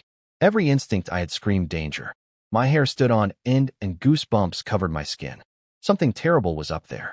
I'd kicked a stone earlier without thinking. When I heard it land, I turned and noticed it hadn't shattered. That was wrong. Even a casual kick from me should have cracked an ordinary rock apart. I walked over and picked it up. The moment it touched my hand, I knew something was off. The stone was too heavy for its size. I channeled battle energy into my hand and squeezed. The outer layer cracked and fell away like eggshell, revealing pure white metal underneath. Silver. My breath quickened. Looking around, I could see similar stones scattered all the way up the mountainside. This wasn't just a few pieces, it was an entire silver vein. A massive fortune sitting right on my land. But the excitement faded fast when I understood what it meant. Silver deposits like this don't form naturally. There's only one creature in this world that can create them, a dragon. A silver dragon. Its breath soaks into the earth and transforms rock into high-grade silver ore. That explained everything. The barren mountaintop, the unnatural cold, the crushing pressure, the feeling of being watched. There was a silver dragon sitting on top of my mountain. My emotions were a mess. Joy and frustration tangled together. A dragon was the ultimate prize. Dragon knights were the strongest warriors in existence. You needed one just to have the right to establish a nation. Every ambitious knight dreamed of taming a dragon, and many sky knights spent their whole lives searching without finding one. And here one was, right in my territory. But I couldn't do a thing about it. The weakest dragon knight ever recorded was a low-rank sky knight. I was only a low-rank earth knight, an entire major realm below that. For the first time, I felt truly unhappy with my own strength. I stared at the mountaintop for a long time, then sighed and walked back down. No point dreaming. I had to get stronger, fast. The dragon could leave any day, tomorrow, next year. Who knew? I had to race against time. Getting stronger meant magic potions, and lots of different kinds to avoid building up resistance. Potions came from magic herbs, and those required spirit bugs to grow. More spirit bugs meant more money. More money meant developing my territory. Everything circled back to building up my land. That calmed me down. Focus on what's in front of me. Stop reaching for the sky. Of course, there was immediate wealth right here, the silver ore. But using it was the real problem. All coins in the empire were minted by the Violet Imperial family, who controlled over 90% of all mines. I could report the vein and legally keep 10 or 20%, but then they'd send people up the mountain and discover the dragon. The moment that happened, I'd lose any chance of taming it. Reporting was out. Minting my own coins or selling silver goods would get noticed too. The Grand Duke's fleet would flatten North Wind Island before I could blink. I stood at the bottom of the mountain, thinking hard, listening to wind rustle through the leaves. Then I slapped my forehead. Of course, I pulled out my compass and held up the silver chunk. The compass hummed, and the silver dissolved into a streak of white light, absorbed right in. Text appeared, projected from the compass surface. The compass showed me the exchange rate. 1,500 grams of silver equaled 500 silver coins, or 5 gold coins. It calculated based on imperial coin standards. I smiled. Even if I couldn't spin the silver directly, I could feed it to the compass and use it to buy spirit bugs and bug grass. Basically laundering the silver through spirit bugs, which held their value as well as gold. Even better, since they could evolve and become worth much more. Mining would have to wait, though. First, I needed to deal with the Fishmen and Black Iron Island. Only after securing my position could I start digging. On July 20th, I called all my top people together for a breakfast meeting in the Manor Hall. Everyone sat around the long table eating and talking casually. No tension at all. This fight wasn't going to be close. I announced I'd lead the attack personally and take 5 knights plus Carl. To keep it fair, I had Neil set up a lottery. He made 10 slips of paper, marked with ink dots. The knights drew one by one. Leo pulled a marked slip first and slapped his hands together, howling with excitement. The other 3 slots filled quickly. Those who missed out looked disappointed. Easy fights that earned merit points didn't come along often. The plan was simple. Carl would lead the land force with 5 knights and all 10 militia straight to the Fishman settlement. I'd take the purple grape around by sea to block their escape. Every Fishman was a merit point toward my noble rank. I wasn't letting any swim away. When I boarded, Captain Byrne greeted me with a hat-off salute. He and his crew were in great spirits. They'd learned their pay was generous, and they were sailing the famous Purple Grape, a ship named by the king himself. For sailors, commanding a legendary vessel was a dream come true. I said a few words to the crew, promised a victory feast and rewards when we returned. Their eyes lit up. Then I gave the order, set sail. The crew worked smoothly, each person in position like gears in a machine. They'd practiced this route several times already. We rounded the island, and soon the Fishman settlement came into view on the southern shore. Ugly little dirt mounds with crude roofs, clustered around a 100-acre freshwater lake they'd dug out from a mountain stream. Strange creatures, born of the sea, yet they needed fresh water to survive. Their sentry spotted us and started shrieking. Fishmen poured out of their burrows, bulging dead eyes, wide mouths full of sharp teeth, scaly fish heads jammed onto gray-scaled humanoid bodies. Ugly beyond words. Everything about them made my skin crawl. I drew my sword, flooded it with battle energy, and swung skyward. A pale blue arc of energy tore through the air with a screeching hum, visible for miles. That was the signal Carl and I had agreed on. His ground force had been hiding near the settlement, waiting for me to cut off the sea route before attacking. The fight was about to begin, and it wasn't going to be much of one. Their strongest leader was a mid-rank, formal knight equivalent. I was an Earth Knight. Carl was high-rank formal. The rest of my knights were all mid-rank. Against their few hundred soldiers and handful of officers, this was a slaughter waiting to happen. The moment my sword's signal lit up the sky, Carl moved. No words needed. One look and his knights understood. He told the 10 militia to stay on the outer edge and pick off any stragglers, but to run if they met anything too strong. Smart. No point losing people in a fight we couldn't lose. Carl charged in first. The fishmen had gotten lazy from years of peace. By the time they crawled out of their burrows, Carl was already cutting through them. They stumbled over each other, scrambling for weapons, total chaos. Leo couldn't help himself. He let out a war cry about grabbing merit points and turned the whole battle into a competition over who could kill more. The other knights jumped in, each picking a direction and carving through fishmen like they were chopping vegetables. I watched from the ship's bow as it drew close to shore. Quite a show. Then I caught movement in the corner of my eye. One figure broke away from the fighting, moving far faster than the rest. High-rank knight level. The Fishman Chief, and my first big catch. I didn't even shift my gaze from the battlefield. My left hand gripped my sword, and I swung once. Nothing fancy, just a simple, lazy cut like a child waving a stick. But the blade energy crossed several hundred meters in a blink and hit the fleeing chief. He kept running for a few more steps, then froze solid like he'd been struck by lightning. His ugly head tumbled off and rolled across the ground. His body dropped, blood spraying bright red under the sun. The sailors stared at me, then at the headless corpse, then back at me. I'd already sheathed my sword and was calmly watching my knights fight. I noticed a few of them rubbing their necks nervously. Within an hour, only one fishman remained, a centurion, low-rank formal knight strength, barely holding together. Its water magic armor was almost gone, energy nearly spent. My knights were arguing over who got to finish it off. Carl and Leo stood aside watching, amused. Knights who fight over merit are good knights. While they bickered, I sent a blade of energy threading between them and split the last fishman in two. They turned and greeted me, "Young master, my lord," as I walked up with the sailors behind me. I told them they'd done well, shook hands with each blood-splattered knight, then ordered cleanup.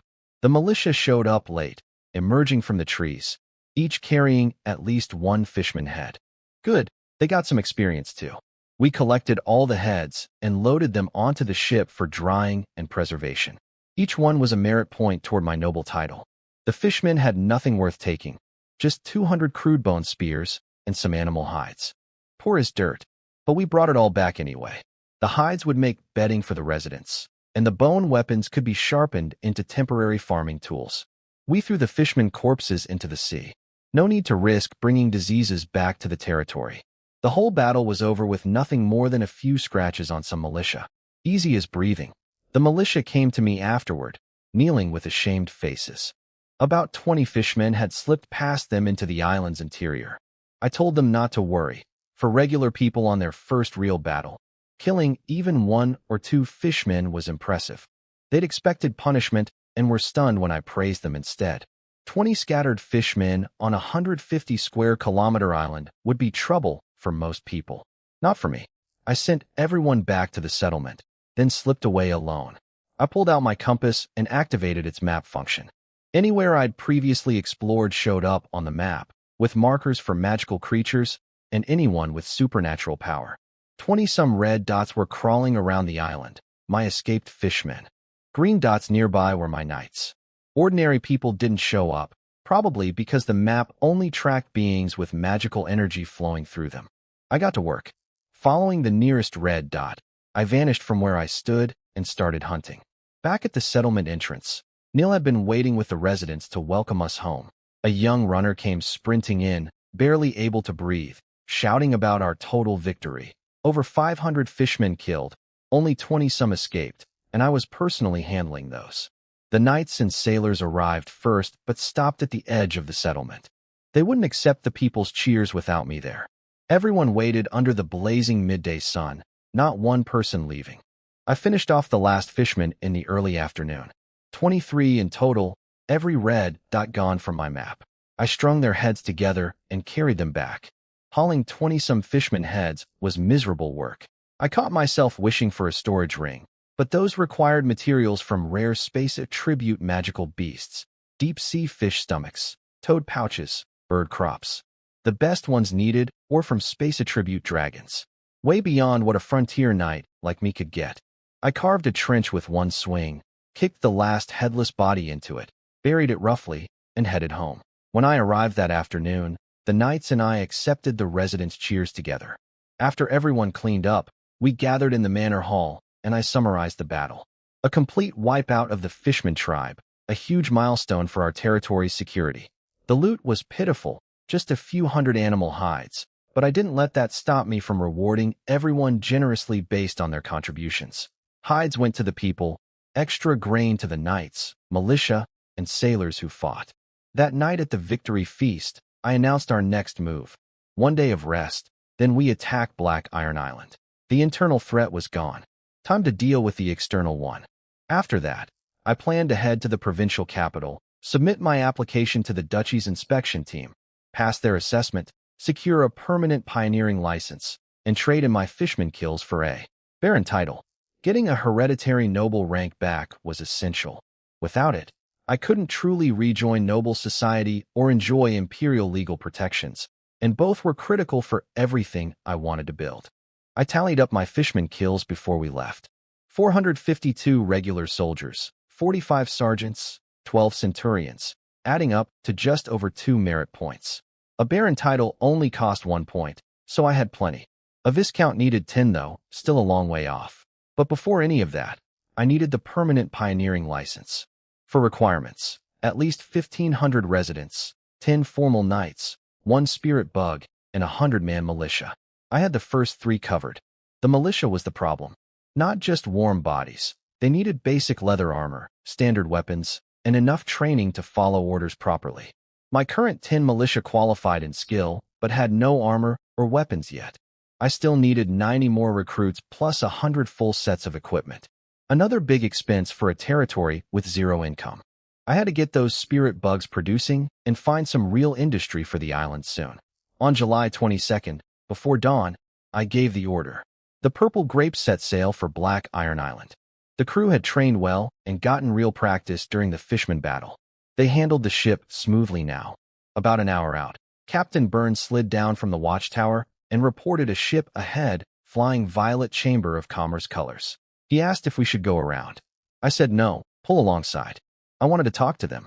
The Violet Chamber was backed by the Imperial Violet family. They ran the Empire's financial system, managing gold notes that worked like paper money, backed by real gold and silver. Gold and silver weren't just currency here. They were crucial materials for alchemy and magic, which kept them from losing value. The chamber kept the Empire's economy under the Crown's control while making trade convenient for nobles everywhere. What bothered me was that the chamber operated across the entire northern frontier, visiting every lord's territory, except mine. That felt deliberate, and I smelled conspiracy behind it. I'd planned to ask about it when I visited the provincial capital, but running into them here was a lucky break. As we drew closer, I realized I'd made a mistake. This wasn't a merchant ship, it was a private vessel, no cargo aboard. They recognized the Purple Grape and assumed we were from Red Crab Island. I introduced myself and explained that the Red Crab Marquis was my grandfather. The man in charge turned out to be the Violet Chamber's regional president for all 4 northern provinces, a very important person. Despite his rank, he was polite and humble, which gave me a good impression. We chatted across the railings. Nothing of substance, just pleasant formalities. But we both sensed an opportunity for friendship. Before parting, he gave me his personal badge and told me it would guarantee top-level service at any chamber branch in the duchy. He said it was a pleasure talking with me and asked me to pass along his regards to my grandfather. I tucked the badge away carefully. He'd given it mostly because of my grandfather's reputation, but it was still valuable. Whenever I needed the chamber to hunt down rare materials for me, this badge would make them take my requests seriously. That alone made this chance meeting worthwhile. The 2 ships parted ways, and I watched them sail off, turning the badge over in my fingers. Good mood. Wrong situation. I'd mistaken a pleasure cruise for a trade ship, so I didn't get to ask about selling the captured vessel or buying rose seeds. But the badge more than made up for it. We landed on Black Iron Island after dealing with some noisy sentries at the coast. I split from the knights right away. Carl and 5 others were more than enough to handle the Baron and his bandits. Why waste my time chopping heads when I could go hunting for something far more valuable? I pulled out my compass and started exploring. The good news came fast. There was a wild spirit bug on this island. The Baron had no idea what was sitting in his backyard. The compass also showed me something else interesting. A cluster of about 30 red dots gathered near a water source in the middle of the island. Could be magical beasts, could be something else. I decided to check that out after catching the spirit bug. I followed the compass into a dense forest and eventually reached a small canyon. No farmland here. This bug had survived entirely in the wild, which was rare. Most wild spirit bugs died young, without someone to bond with and protect them. This one had a trick, though. I found a thick, overgrown thorn bush with dried-up birds tangled in its branches. Dead for a while. That was my clue. This was a thorn spirit bug, a special type that could control its buggrass. Those birds had tried to eat the bug and got killed instead. The moment I stepped closer, a thorny vine lashed out at me like a whip, its spines glowing a sickly dark green. Poisonous. Would have been dangerous for a normal person. To me, it was laughably slow. I caught it between two fingers without moving my feet. The bug got angry and sent a dozen more vines at me from every direction. I snatched them all out of the air with one hand, ending up with a fistful of green tendrils. The thorns couldn't even scratch my skin. That took the fight out of it. I reached in, pulled the little bug from the center of the bramble, and pinched it gently between my fingers. It gave up instantly. The vines drooped and went limp. I took out jade powder, smeared it on my finger, and shoved it into the bug's mouth. It bit down on reflex, breaking my skin. It swallowed the blood and jade powder together, and a strange sensation flooded my mind. Contract formed. Just like that, the bug turned sweet. It nuzzled my palm and wriggled happily. The compass flew out of my coat on its own, hovering in front of me, showing updated text. Thorn bug now added to my unlocked list. 6 spirit bugs total. No others within range on this island, though. Just the one. I tucked the thorn bug safely into a jade box. First task done. Now for the second. Those mysterious red dots clustered by the water source in the center of the island. The smallest of Black Iron Island's 5 streams ran through there, and for some reason it was attracting what looked like magical creatures. Worth investigating. Could be trouble, could be opportunity. While I was exploring, Carl and the knights handled Black Iron Island exactly as planned. The Baron barely put up a fight along the way, only held out for a few hours behind his castle walls before Carl broke through the gate and killed him. Following my orders, they wiped out the Baron, his knights, their families, and anyone closely connected to them. No loose ends. At the iron mines, workers like a man called Pitchfork and his partner Dunkscoop were just going about their day when a bloody corpse came flying out of nowhere and smashed a shed to pieces. My knights rode in and ordered everyone to get down. A few overseers who tried to run got cut down. The miners were terrified. They thought another warlord was taking over and their brief taste of decent life was finished. But Carl kept things controlled. He had the knights round up all the miners without unnecessary violence and march them back to the Baron's castle for sorting. The plan was to gather every resident on the island, screen them, and weed out anyone loyal to the old regime. Meanwhile, I was having a much more pleasant time. I followed my compass to the cluster of red dots near the island's smallest stream. The sound of a small waterfall greeted me, and I stopped to enjoy it for a moment before checking the map. The red dots were right behind the waterfall. Behind a waterfall, I couldn't help thinking of the Monkey King's water curtain cave. As I got closer, the temperature dropped noticeably and a faint stench filled the air. Definitely magical beasts hiding back there. Clever spot. Without my compass, nobody would think to look behind a waterfall. I almost drew my sword to cut through the water, but stopped myself. No point scaring them before I could see what I was dealing with. Instead, I reached through the curtain of water and fell along the rock wall until I found a gap. I jumped through into a dark, narrow cave, about 2 meters high, wide enough for 2 people side by side. The smell was stronger here. I scraped the wall and found a layer of translucent slime, sticky and foul. Felt like something from an amphibian, a salamander or frog. Then I heard it. A faint croak. Well, that settled that. No more guessing needed. I smiled, drew my sword, and walked straight in. At my level, I could sense any real danger long before it reached me. Nothing in this cave felt life-threatening. Whatever was in there, I could handle it alone. I passed through about 100 meters of narrow tunnel and came out into an enormous underground cavern, nearly 100 meters wide with a ceiling 10 meters high. What I saw at the bottom made my skin crawl, not from fear, but pure disgust. 30-some green frogs, each the size of a young calf, covered in slimy dark green skin, squatting in the dim light. I recognized them immediately from my family's library. Green poison frogs, low-level magical beasts. Their only real trick was spitting toxic fog that could paralyze, corrode, or kill ordinary people and apprentice knights. But that single ability made them easy to counter with the right preparation. More importantly, they bred fast, grew quickly, ate anything, and were simple to raise. That's when the idea hit me. Magical beast flesh was packed with refined magical energy that knights could absorb to speed up training.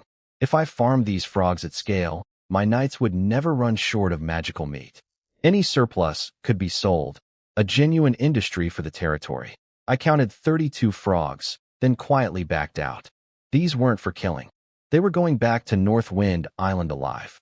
But dragging 30-odd giant frogs around wasn't exactly dignified work for a lord, so I'd leave that job to the knights. Back at the Baron's castle, Carl gave me the full inventory. The haul was staggering, far richer than I'd expected.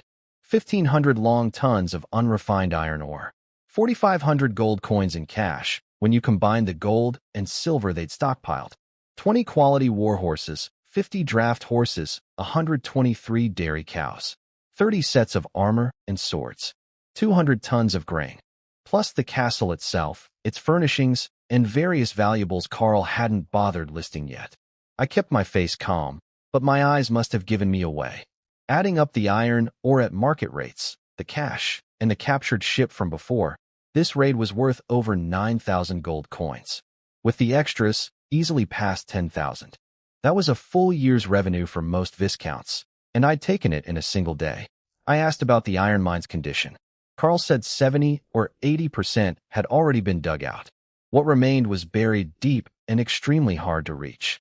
Not worth the effort, especially since word of the Baron's death would reach the Marquis governor within a month through Violet Chamber trade routes. If the mine were still rich, I might risk a quick extraction. But for scraps? Not worth it. Better to bring the people home instead. Black Iron Island had about 7,000 residents left after the purge, with 3,000 experienced in mining. I could put those skilled miners to work on the silver deposits back on Northwind Island, a far more valuable resource. The island's residents had been gathered and screened. Carl had eliminated everyone closely tied to the Baron's inner circle. Harsh, and it might make the surviving people fear us at first, but it prevented future rebellion. I approved of his judgment. I had one more question before making any decisions.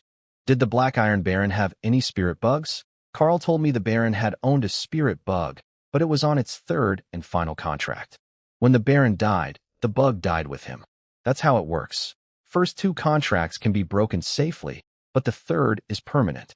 If the owner dies, the bug goes too. What a waste. The man was rich enough to buy a fresh spirit bug, but he went cheap and got a used one on its last contract. Now it was gone forever. I gave the order to strip the island clean. Every piece of useful material, every person, all going back to Northwind Island. The iron mine wasn't worth the trouble anymore, but people and supplies were precious in the northern frontier. As for the residents, nobody had Black Iron Island stamped on their face. If the governor asked questions, I'd deny everything. With my strength and my grandfather's connections, he couldn't touch me unless he caught me red-handed. The island itself I'd have to give up. The governor would never let one person hold two islands. He'd probably hand Black Iron Island to some noble as a favor. It was a prime starter territory with a castle, villages, and an iron mine. A little disappointing, but I'd already taken the lion's share. No complaints. I asked Carl to walk me to the magic pea field. The spirit bug was dead, but its 100 acres of magic crops were still standing. Carl mentioned they were only halfway through their growth cycle. Bad news. Harvesting early meant the quality dropped by half. Fully grown magic herbs sold for 1 to 3 silver coins each. Half-grown ones were worth maybe half a silver. 200,000 plants that should have been worth 2,000 gold were now only worth 1,000. Selling at that price would just invite lowball offers. Better to find a pharmacist in the provincial capital and have them brewed into potions for my knights and me. We needed every edge we could get. The pea field was beautiful, lush green with little white flower buds, fragrant and healthy. But without the spirit bug's influence, the magic energy would slowly drain away until they became ordinary peas. I needed to harvest soon. I also sent Carl back to the canyon where I'd caught the thorn bug. I'd grabbed the bug, but left behind the thorny plants growing there. We needed to transplant a batch back to Northwind Island along with any other thorn varieties found around the island, all useful for feeding the thorn bug's pheromone collection later. When I held out the jade box, Carl understood immediately without me having to explain. He handed it back and left to get it done. With everything assigned, I wandered the island alone. The residents avoided me. Some ducked away when they saw me coming. A few had anger in their eyes. I understood. The Baron had actually been a decent ruler. He'd kept his bandit knights mostly in line, ran the island well, and earned his people's respect. They resented us for destroying their stable lives. But the Baron had made one fatal mistake, reaching his hand into Northwind Island and letting Gus terrorize my people. Different sides, conflicting interests. One of us had to go, and it wasn't going to be me. Right or wrong didn't enter into it. The residents' resentment wouldn't last. They weren't truly loyal to the Baron. They just wanted safety and stability. Give them that under my rule, and they'd forget the old lords soon enough. That was the nature of common people everywhere. If I ever fell from power, most of my own people would do the same. No room for mistakes in this world. Keep building, keep growing, never stumble. I spent 3 days on Black Iron Island, stripping it bare. Everything of value, packed up and ready to ship back to Northwind Island.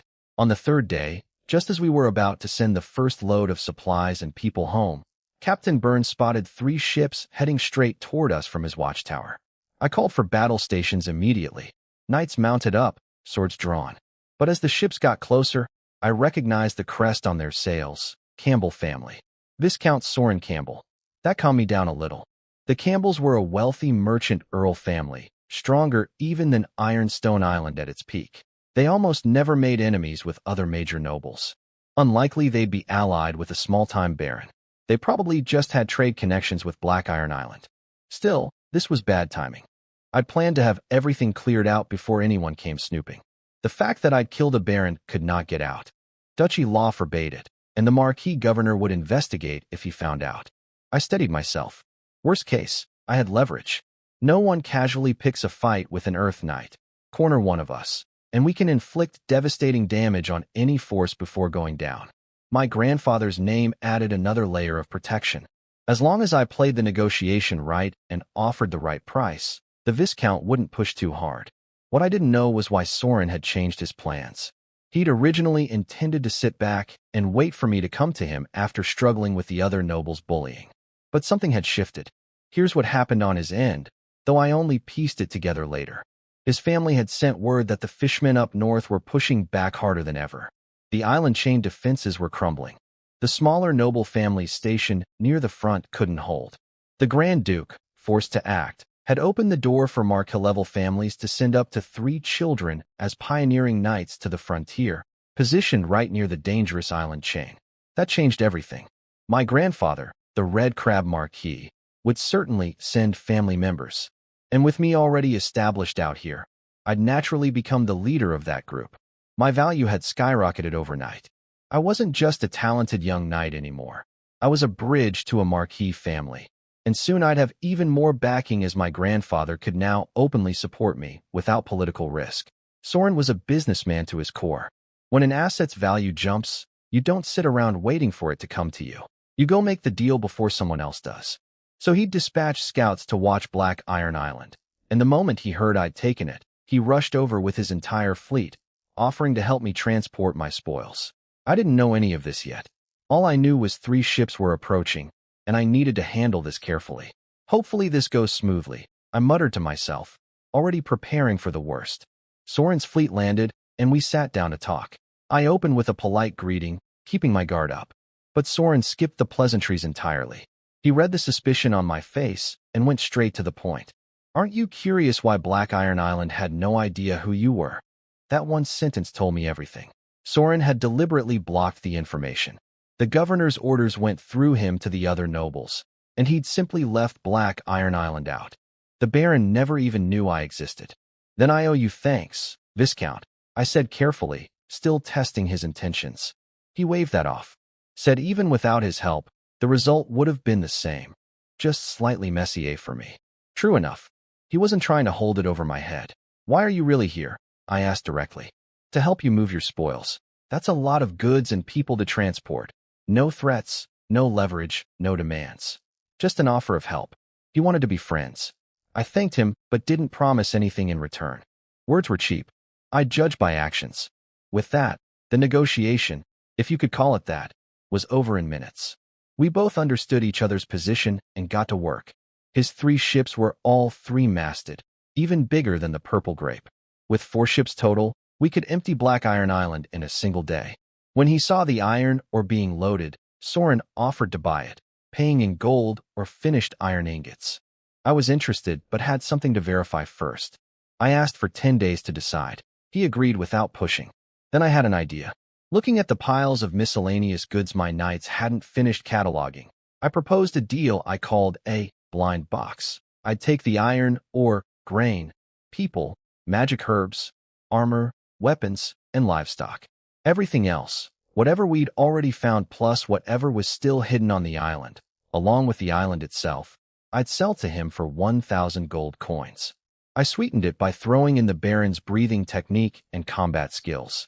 Junk quality, but worth about 500 gold on the open market. The remaining 500? An island that size. He'd make it back just scratching around.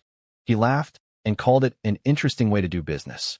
Then he pulled out a 1,000 gold banknote from the violet chamber and handed it over with a snap of his fingers.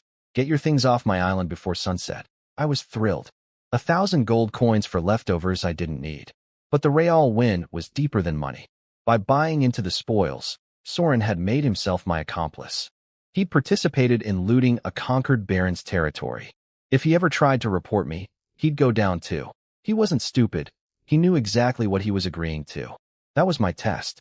If he'd refused the deal, I'd have doubted his sincerity about wanting friendship. The fact that he took it without hesitation told me his goodwill was real. At least a few degrees of it. You have my word, I said, feeling lighter than I had in days. By sunset, not a single thing of mine will be left on your island. By July 25th, everything from Black Iron Island was finally moved and settled on Northwind Island. Neil was run ragged, 7,000 new residents overnight, and he only had Russo to help with minor tasks. He must have told me 30 times that day to train more clerks. I agreed completely. Pick whoever you want, I told him. The one big decision I made that day was approving Neil's plan to split our population into 10 separate villages across the island. With nearly 10,000 people now, keeping everyone in one spot wasted manpower and land. Each village would get its own farmland and a trained manager from the manor, rotated regularly. It was standard practice for noble territories across the empire, proven effective countless times.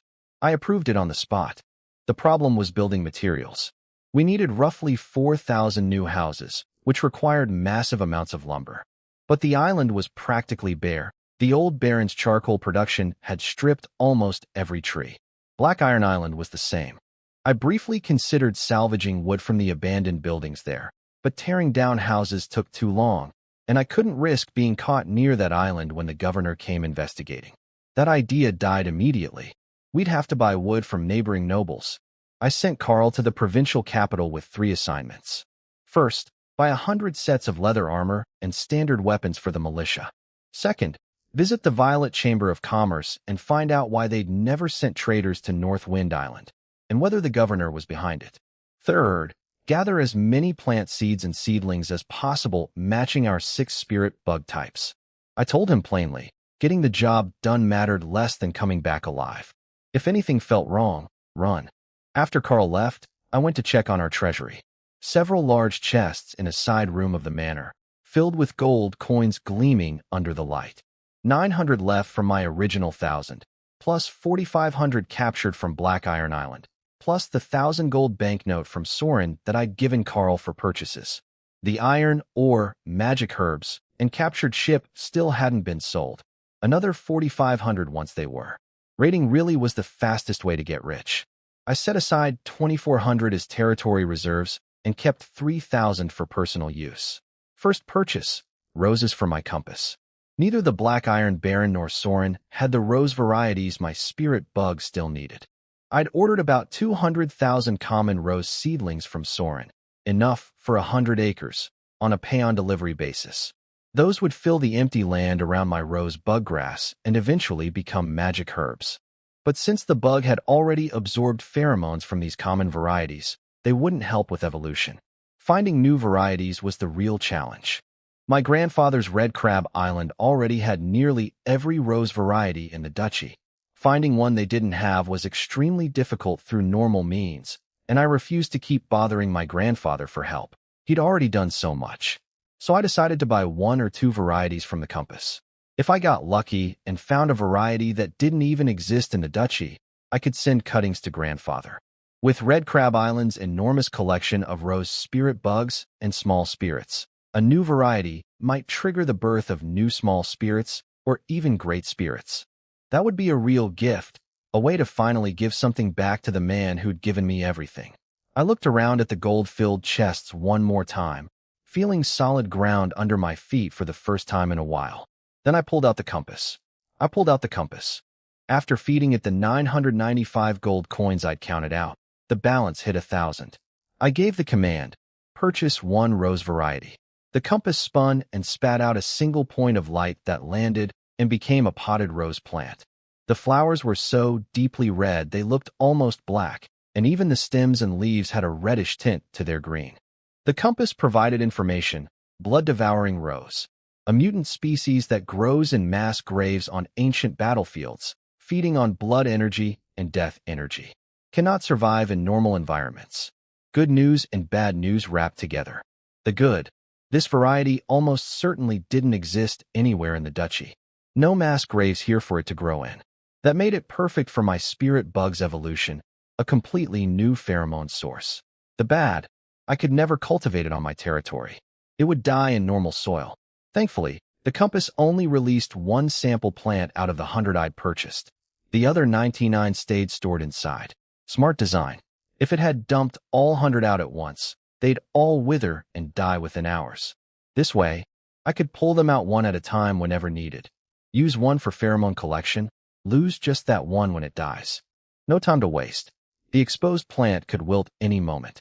I grabbed the rose bug's jade box and the thorn bug's box, mounted up, and rode hard to the spirit bug fields. Neil had done good work while I was gone. 4 of the 5 buggrass plots were surrounded by low walls, and matching crops filled the 100 acres around each one. Some plants closest to the buggrass were already showing changes, early signs of becoming magic herbs. The farmland had expanded to nearly 3,000 acres too, almost 1/3 of my 10,000-acre goal. Neil really was invaluable. The pay system was working beautifully. Workers earned copper coins that mostly flowed right back to the manor through the trading post. A self-sustaining cycle. I hopped over the wall to the rose buggrass, set down the blood-devouring rose, and placed the spirit bug on the flower. Through our contract bond, I felt a burst of pure joy from the little creature. It scrambled excitedly over every petal, absorbing and collecting the new pheromone. The process finished quickly, but when I put the bug back in its jade box, something hit me. A wave of intense restlessness and hunger flooding through the contract link. Far stronger than anything I'd felt from it before. My eyes went wide. I knew exactly what this meant. I'd watched spirit bugs evolve back at my family's estate. This kind of frantic hunger was the sign that evolution was about to begin. My guess had been right all along. The rose bug had already collected more pheromone varieties than any of my other bugs. This last new variety, the blood-devouring rose, had pushed it over the edge. I grabbed a huge handful of jade powder and dumped it straight into the box. The rose bug threw itself at the powder like it was starving, devouring it frantically. This binge-eating phase would last about 3 days. During that time, the bug would gorge itself, stockpile magical energy, and grow to about 1.5 times its current size. After 3 days, it would stop eating, curl up, and go completely still. Then came the dangerous part, the fat cocoon stage, lasting 1 to 2 months. The bug would age rapidly, its body decaying. If unlucky, it would simply die and crumble to dust. If lucky, one day it would tear through its old skin, sprout wings, take on a roughly humanoid shape, and emerge as a small spirit. My rose bug had just entered the beginning of this process. Everything was riding on what happened next. A small spirit was a huge upgrade from a spirit bug. Intelligence jumped dramatically. It could fly. Its lifespan grew from 10 to 50 years, and most importantly, the buggrass influence range expanded from 100 acres to 500. The magic herbs it produced would be several times more potent too. Price-wise, spirit bug herbs sold for 1 to 3 silver coins each. Small spirit herbs went for 3 to 9, averaging around 5. The profit difference was enormous. No wonder every noble was obsessed with evolution. With the rose bug taken care of, I set up the thorn bug next. I picked a 100-acre plot beside the other 5 fields and had it release its bug grass. A green light dropped from its mouth and instantly grew into a waist-high thorn bush. I'd have Neil build a low wall around it like the others. Carl had found 3 thorn varieties on Black Iron Island, enough for 100 acres, and they were already soaking in water downstream to stay alive. The residents would transplant them soon. That left only the 100 acres of roses still empty, but Soren was working on that. Both bugs settled, I headed back to the manor. I fed the rose bug another big handful of jade powder before leaving. The little thing was eating nonstop now, deep in its fat cocoon stage, stockpiling energy for the month-long transformation ahead. I estimated it would consume over 10 pounds of jade powder in 3 days. I wasn't worried about the cost. This rose bug was young, less than a year old, which meant its evolution window would be close to 2 months. Spirit bugs aged rapidly during the cocoon phase, so younger bugs had more time before old age killed them. An 8 or 9-year-old bug might only get a few weeks. Mine had plenty of runway. The odds of success were good. I was excited about more than just the small spirit itself. My compass needed a contracted small spirit to upgrade to level 2. That would unlock the ability to directly purchase spirit bugs of the same type. No more wandering the wilderness hoping to stumble across one. A stable supply line for spirit bugs would be a game changer for the territory. Next, I checked on the green poison frogs from Black Iron Island. I decided to keep them in the old cellar that Gus had used as a prison. I'd sealed it up before, thinking I'd never need it. Life had other ideas. The cellar was only about 3 meters deep and 3 meters wide, far too small for 32 calf-sized frogs. It needed serious expansion, reinforced walls, more space, a water source for breeding. That kind of work was beyond my current craftsmen. I'd need to hire a team of mage builders, former earth magic users who'd switched careers to construction. They could reshape stone and soil with spells, making them fast and precise. Perfect for building an underground magical beast farm. Expensive, but worth it. For now, the frog stayed tied up in the manor's backyard. By evening, the blood-devouring rose had withered completely. It had lasted about 5 hours outside the compass. Too short to ship to grandfather. I'd have to find another way later. The following days were a blur of activity as we absorbed Black Iron Island's people and resources into Northwind Island. I helped Neil with administrative work whenever I could. The territory was transforming fast, and there was no time to rest. Carl sailed to North River Island's port and went straight to the Violet Chamber of Commerce. He cleaned up nice without his armor, but he wasn't there to socialize. He showed the manager the badge that the chamber president had given me. The response was not what we'd hoped. The manager, a round man named Todd, took one look and said the president had left instructions to reclaim that badge.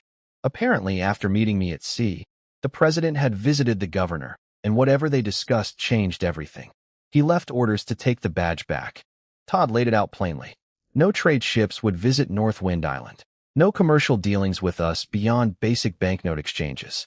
Governor's orders, and the chamber's local branch had agreed. The only silver lining, this restriction only applied within North River Province. Anywhere else in the empire, the chamber would still serve us normally. Carl understood immediately. The governor and the Violet Chamber's local branch were working together. Almost certainly because of the new Ironstone Earl, my father's replacement. Carl didn't argue or beg. He simply stood up and left. He couldn't buy the armor or weapons either. The governor had ordered all merchants in the province to screen large purchases by faction. Carl, being Carl, refused to lie about who he represented. His pride in our territory and loyalty to me wouldn't let him pretend to be from somewhere else. He came back empty-handed. I didn't scold him. Some might call his honesty foolish, but deep down I admired it and felt grateful for that kind of devotion. After he left to rest, I sat alone rubbing my temples. We were commercially blockaded in this province. The only path forward was partnering with the Campbell family. Their network wasn't as vast as the Violet Chambers, but it could supply what we needed for early development. Soren had already written to say the rose seedlings were ready and he'd deliver them personally soon. I'd discuss a broader partnership with him then. I checked on the spirit bugs, fed jade powder to 5 of them, then carefully looked in on the rose bug. After 3 days of gorging, It had ballooned from finger length to nearly 20 centimeters. Now it was curled into a tight ball, motionless, looking lifeless. The transformation had begun. Its once shiny skin had gone gray and wrinkled, and the decay was getting worse each day. Nothing I could do now but wait and hope. Over the past 10 days, Neil and I had finalized the village assignments. The main settlement near the manor would house knights, their attendants, and manor staff with their families, a reward for service. The other 9 villages each had a specific purpose.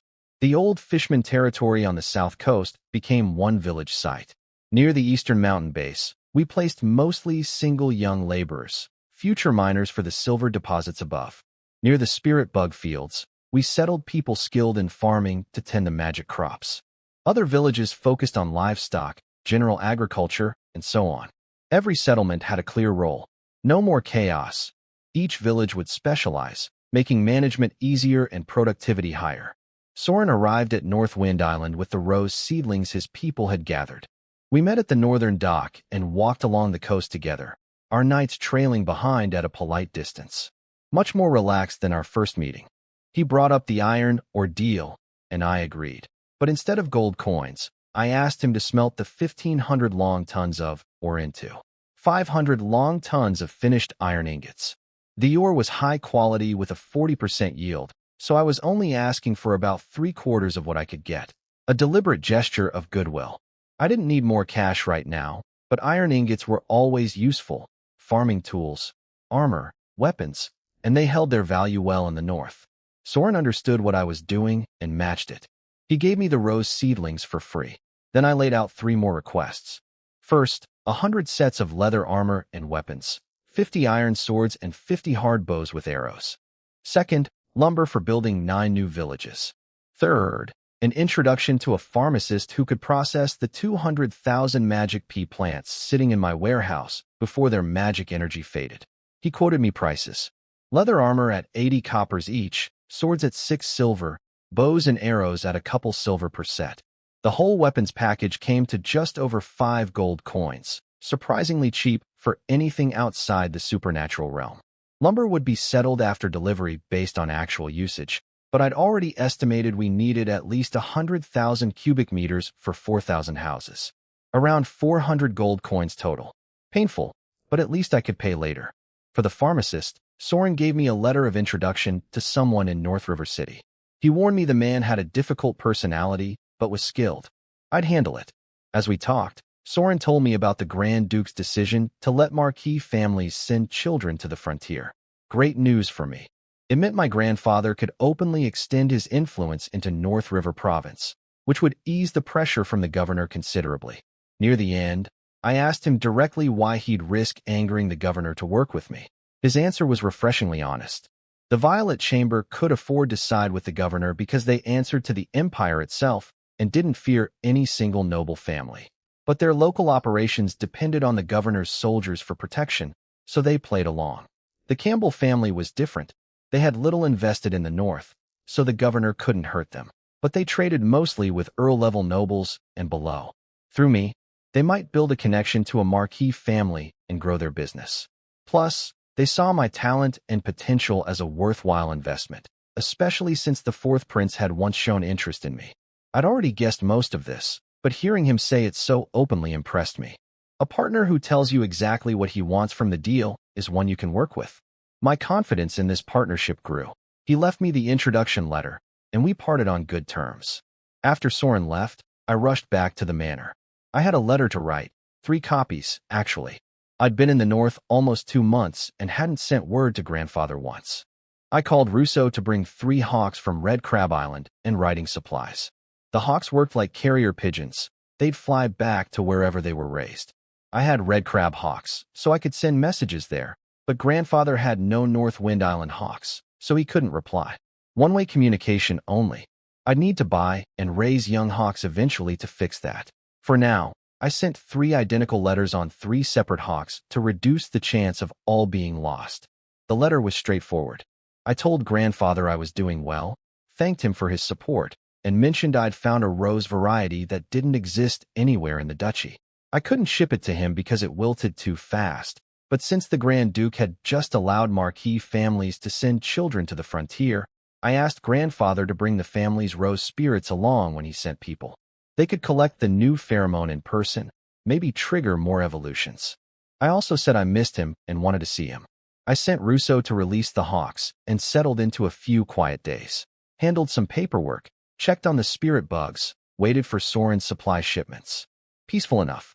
3 days later, on August 14th, a small Campbell family boat arrived, not with supplies, but with a letter. The wax seal was intact, stamped with the Campbell crest. I read it alone in my study. Then I crushed the paper in my fist, burned it with battle energy, and tossed the ashes in the waste basket. The governor already knew about Black Iron Island. He'd found out the Baron was dead and the island had been taken. A special envoy was coming to investigate. Soren warned me to prepare and not leave any evidence. I wasn't worried about the investigation itself. Without catching me red-handed, the governor had no legal basis to punish me. What annoyed me was just seeing the governor's name. That old man had been making my life difficult since I arrived. First, he tried to stick me with a terrible territory. Grandfather's gift of this island saved me. Then he ordered nearby nobles to harass me. Luckily, I hadn't dealt with most of them yet. Then he got the Violet Chamber to cut off my trade routes. Behind it all was my dear brother Rame, the new Ironstone Earl. The governor was just his puppet out here, and I couldn't touch either of them. The governor was one of 7 imperial marquises with ties to the Grand Duke. Rame controlled the Ironstone Knights, 800 strong, half of them formal knights, 2 vice commanders who were Earth Knights, and a mysterious commander who might even be a Sky Knight, plus a shadow guard of 200 elite soldiers my father had trained. Even if Rame only controlled 80% of those forces, it was enough to wipe North Wind Island off the map, if not for imperial law and the complicated political web protecting me. For now, all I could do was keep building and wait for my moment. Shortly after Soren's messenger left, another ship appeared heading for North Wind Island. The sails bore the Violet Chamber of Commerce's markings. What are they doing here? I was confused when a Violet Chamber ship appeared at my island. Hadn't they just told Carl they'd never do business with us? What happened to their principles? But when I reached the dock and saw the miserable look on the merchant's face as he handed me a letter, everything clicked. The wax seal bore my grandfather's personal stamp. The Red Crab Marquis had spoken, and suddenly the chamber was tripping over itself to deliver his mail. The same people who'd snatched back their president's badge and slammed the door in Carl's face were now sailing all the way to North Wind Island without a word of complaint. It was a sharp reminder of how power worked in this world. Different rules for different ranks. It only made me more determined to grow stronger. Grandfather's letter was short. He agreed to come, bringing the family's rose spirits along. He'd arrive at the end of August. Wonderful news.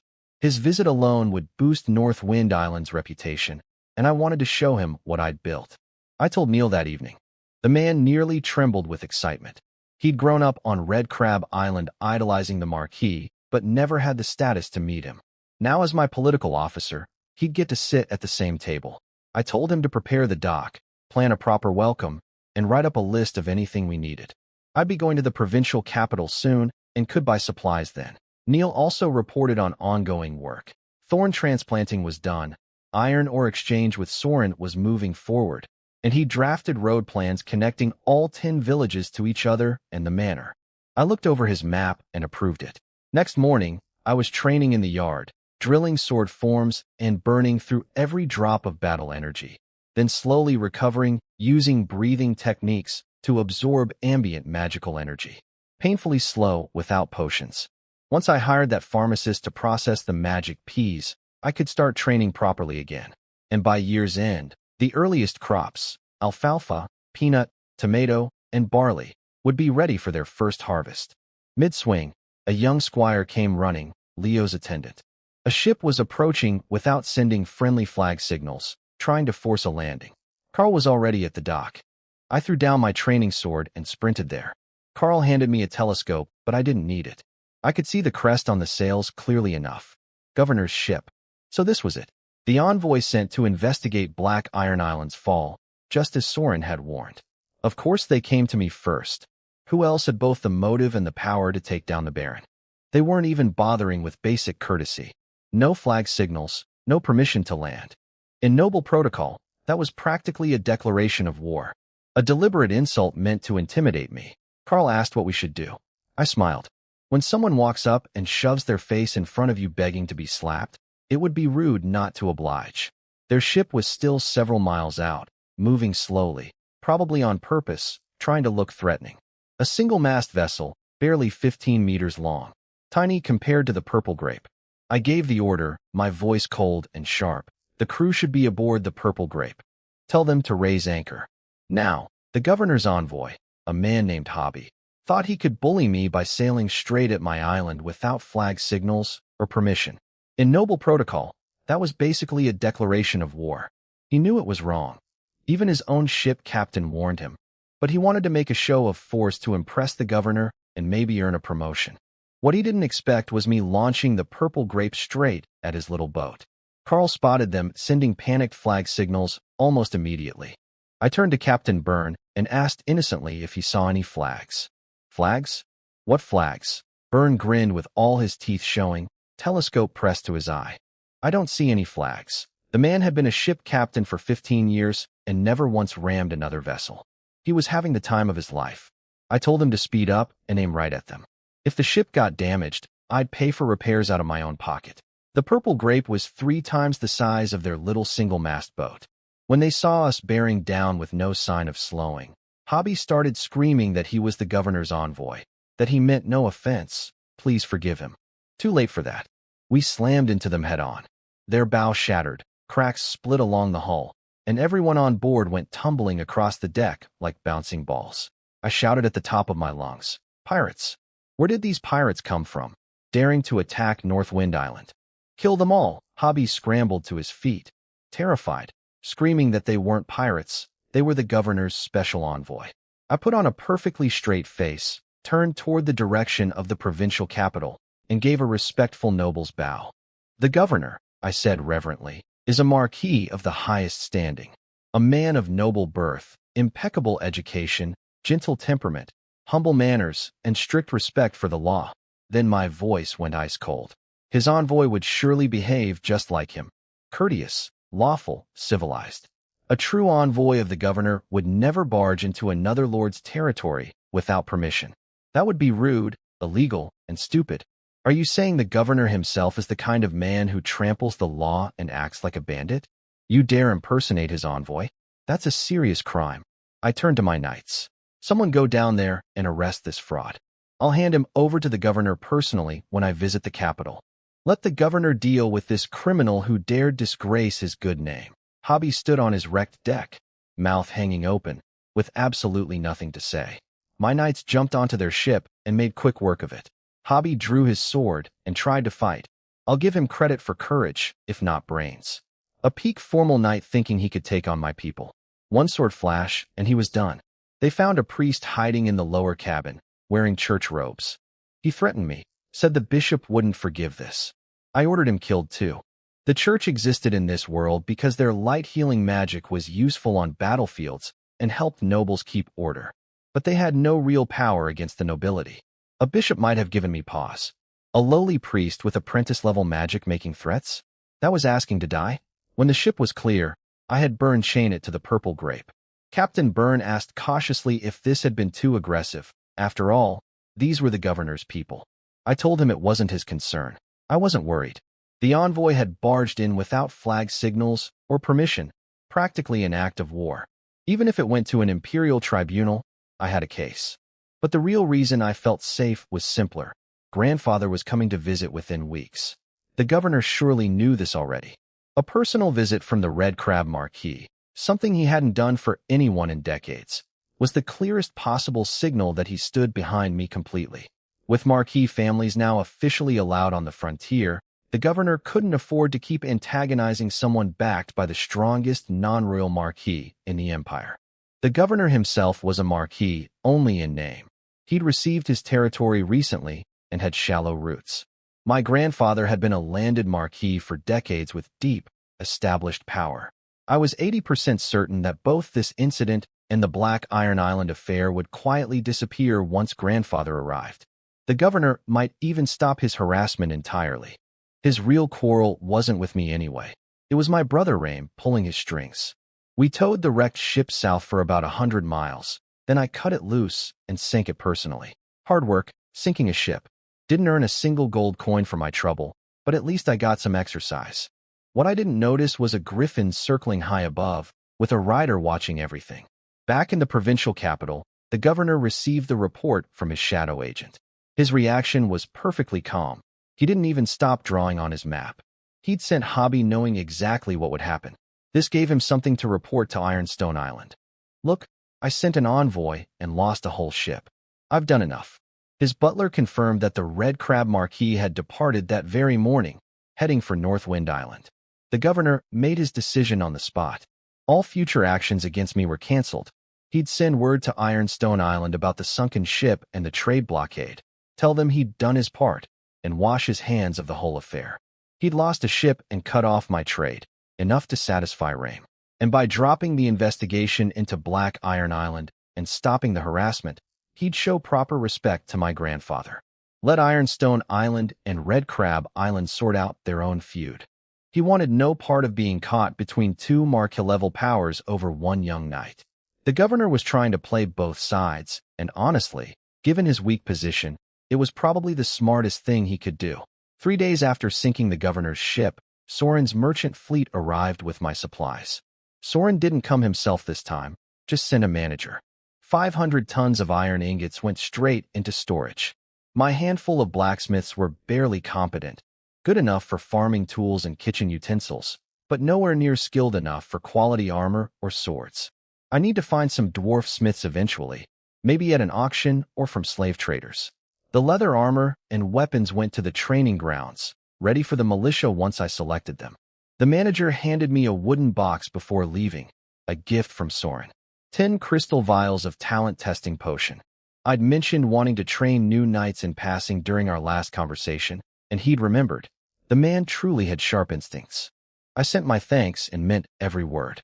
With the potions in hand, I could start recruitment immediately. My plan was to select 100 militia first, train them up, then make each one a squad leader responsible for training 5 more recruits. By late November, I'd have 600 militia, enough for current needs. That timeline mattered because every December, fishmen migrated south in force. Once I had my permanent pioneering license and baron title, I'd be required to send knights and at least 100 militia to fight at the island chain. No exceptions. The duchy punished anyone who shirked this duty.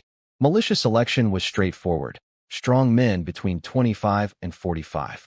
I sent 9 knights out to the villages, each picking 20 candidates from their assigned settlement. Then I'd choose the best 90 from the pool. Knight selection was trickier.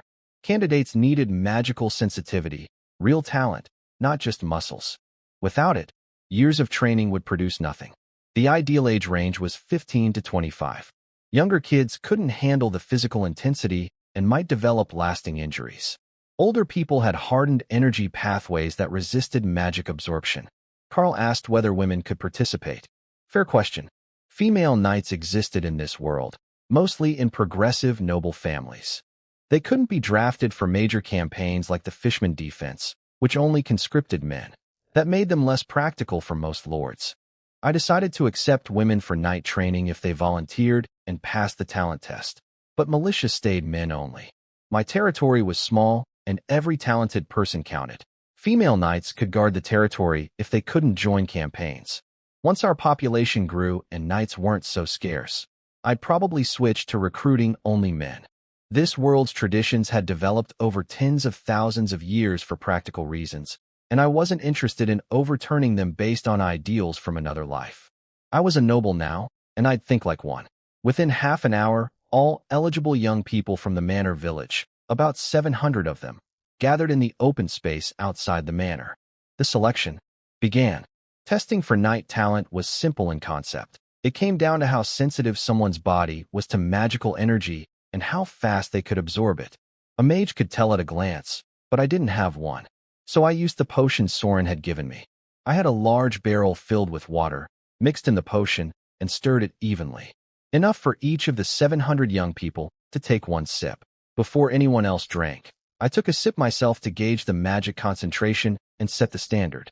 I decided on 3 minutes. Anyone who couldn't absorb the energy within that time failed. That was already half the requirement Ironstone Island used for their selections. If I couldn't find talent with a bar that low, there was nothing I could do. Carl lined everyone up and handed out equal portions. The reactions told me everything. Most of them grimaced in pain, sweating and twisting their faces.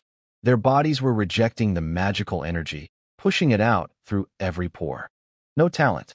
A smaller group felt nothing at all. They weren't rejecting it, but their absorption was so slow they couldn't even notice. Also no good. Then there were the few who looked comfortable, even refreshed. Their bodies were pulling in the energy quickly and efficiently. Those were the ones I wanted. From 700, I got 11. 2 women, 9 men. Russo made the cut, barely, middle to low talent. But the standout was a thin 15-year-old girl named Mia. Messy hair, yellowish skin, but her eyes were incredibly bright and alert. When I asked her name, she panicked and pointed at her mouth, shaking her hands. She couldn't speak. Her whole body seemed to deflate. She was sure I'd reject her now. Russo stepped in and told me her name. I asked her if she wanted to be a knight. She looked up at me. Her eyes came alive again, and she nodded hard. That was good enough. I told her I'd notify her family, but she shook her head. An orphan. I told her to move into the quarters near the training grounds with the other selected girls. Her family's opinion wouldn't have mattered anyway. Some older residents had backwards thinking about women, and I wasn't about to let ignorant parents override a child's chance at becoming a knight. If the candidate agreed, that was final. The other villages sent back their results by evening. 25 total knight candidates across the territory, 20 men, 5 women. Ages ranged from 15 to 25, mostly around 20. I gathered them and laid down the rules. Move to the training grounds tomorrow morning. Food and housing provided by the manor. 1 day off per month to visit family. Leave the grounds any other time without permission. Sent home permanently. Knights needed 2 things above all else: obedience and perseverance. Without those, talent meant nothing. Carl would oversee all night training.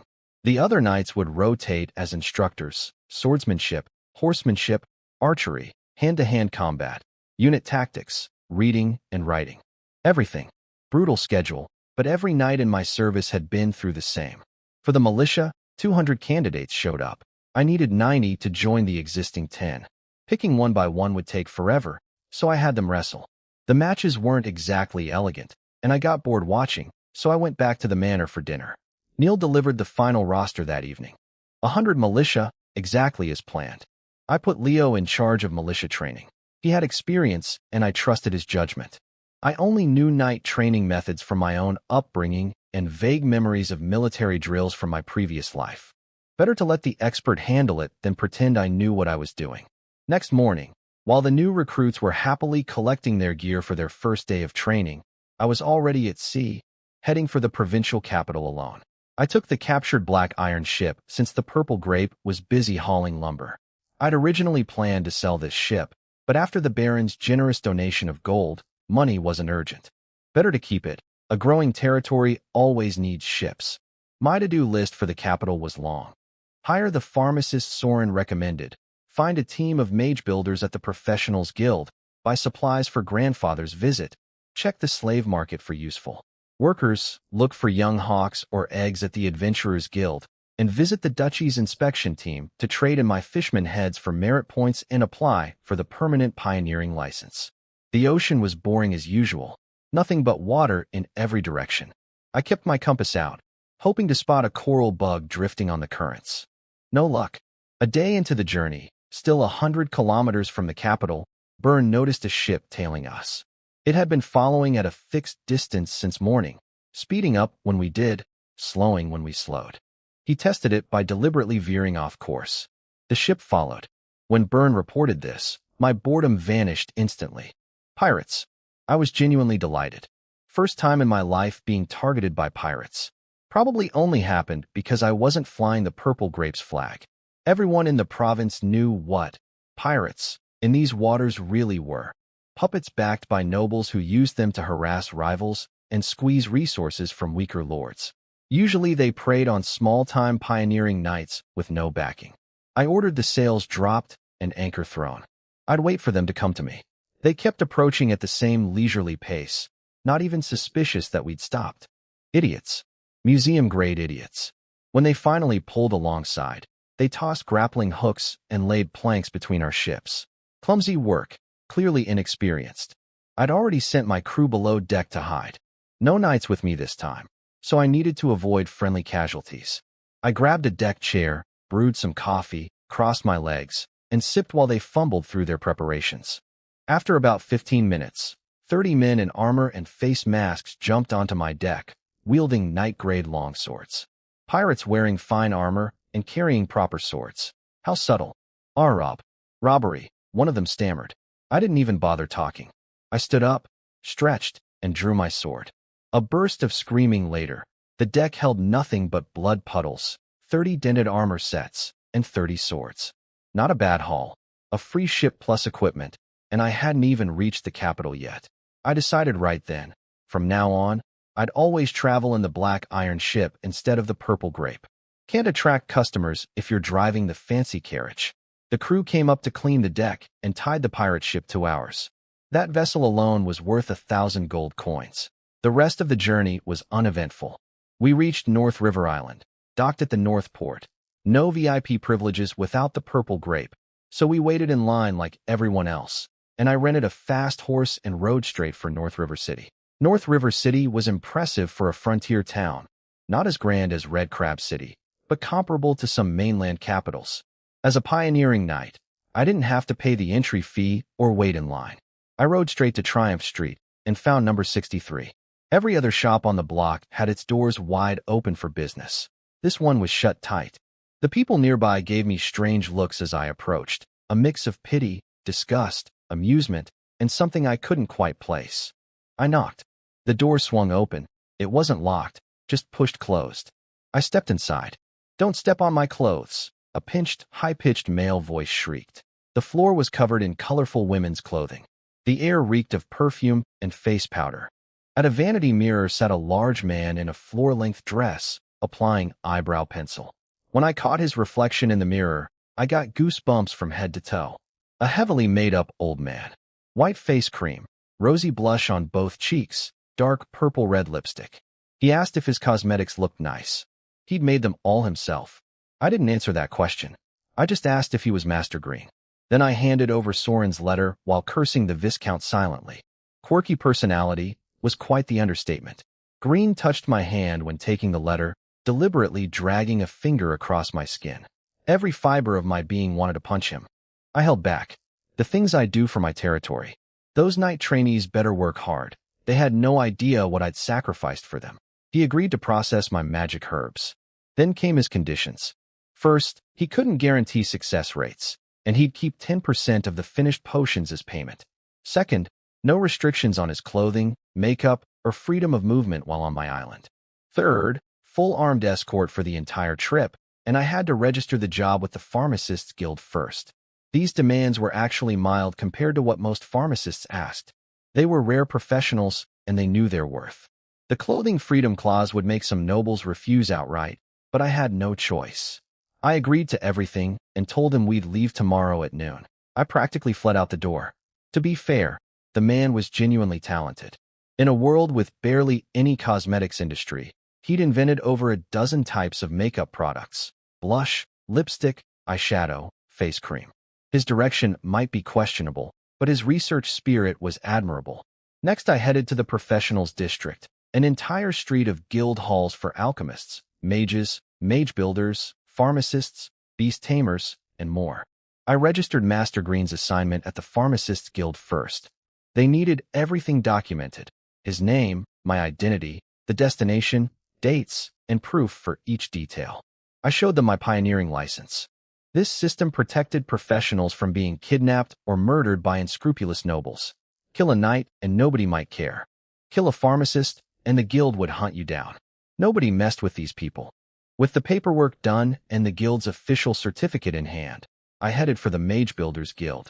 At the Mage Builders Guild, I spotted a group of young people crouching in the corner of the hall, trying to look mysterious and aloof. Their eyes had this familiar gleam, pure, earnest, and a little clueless. Reminded me of my college roommates from my past life. Every other team in the hall had signs up advertising their experience and strengths. These kids just squatted there whispering to each other, hoping someone would find their act intriguing. It was so bad, I actually stepped back outside to check I hadn't walked into the wrong building. I went over anyway. Something about them drew me in, maybe nostalgia. Before we could even start talking, a slick middle-aged man from another team swooped in to trash-talk them. Said they'd only landed one job in 6 months and botched it, going over budget by 1.5 times and having to pay the difference out of their own pockets.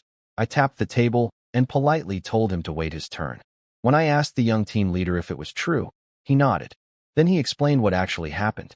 The client had wanted them to cut corners to save money and pocket the difference.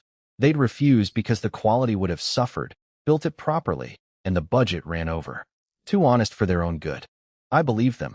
The middle-aged man was eavesdropping the whole time and never jumped in to contradict their story. If they'd been lying, he would have.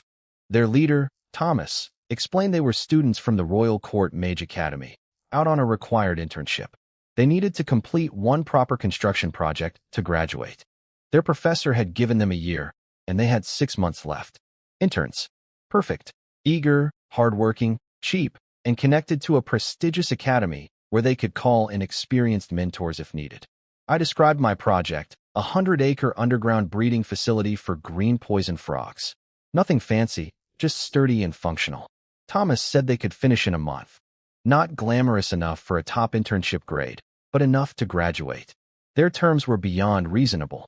I'd supply materials and 500 laborers, couldn't change the design mid-project, and had to provide food, housing, and safety. Their fee? 100 gold coins for travel back to the academy when done. I'd been prepared to spend over 1,000. I stood up and shook hands before they could reconsider. Deal. Let's sign the contract. We got the guild's official mediator involved, filed everything properly, and signed. Both sides were thrilled. Tomorrow at noon, North Gate. I told them. I had a pharmacist to pick up there too. Busy day ahead. With the pharmacist and mage builders sorted, I headed to the slave market before it got too late. The place was a walled compound near the city edge, about 100 acres, with a heavy metal door covered in alchemical engravings. Fancy. A cheerful-looking middle-aged merchant greeted me at the entrance. Bright eyes, big smile. You'd never guess he sold people for a living. He asked what kind of slaves I wanted, but I told him I'd browse first. 2 lifetimes, and I'd never actually seen a slave market. Curiosity got the better of me. He took me to the premium section first. Foreign women kept in cell-like rooms behind wooden bars, displayed without clothing. I walked through critically from start to finish, then shook my head. Pretty faces wouldn't develop my territory.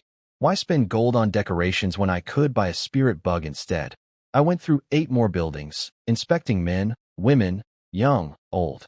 I took a thorough and critical look at this rotten institution of the noble class, condemned the entire filthy trade in my mind, and then finally told the merchant what I actually needed: craftsmen, cooks, brewers, blacksmiths, anyone with real skills. He looked like he wanted to strangle me. Could have saved him a lot of walking if I'd said that from the start. He assembled about 100 workers in the courtyard. Cooks, blacksmiths, bricklayers, carpenters, fertilizer makers, all mediocre. No surprise. Every pioneering knight who came through the capital picked this place over. The skilled ones were long gone. Still, even half-trained craftsmen were useful.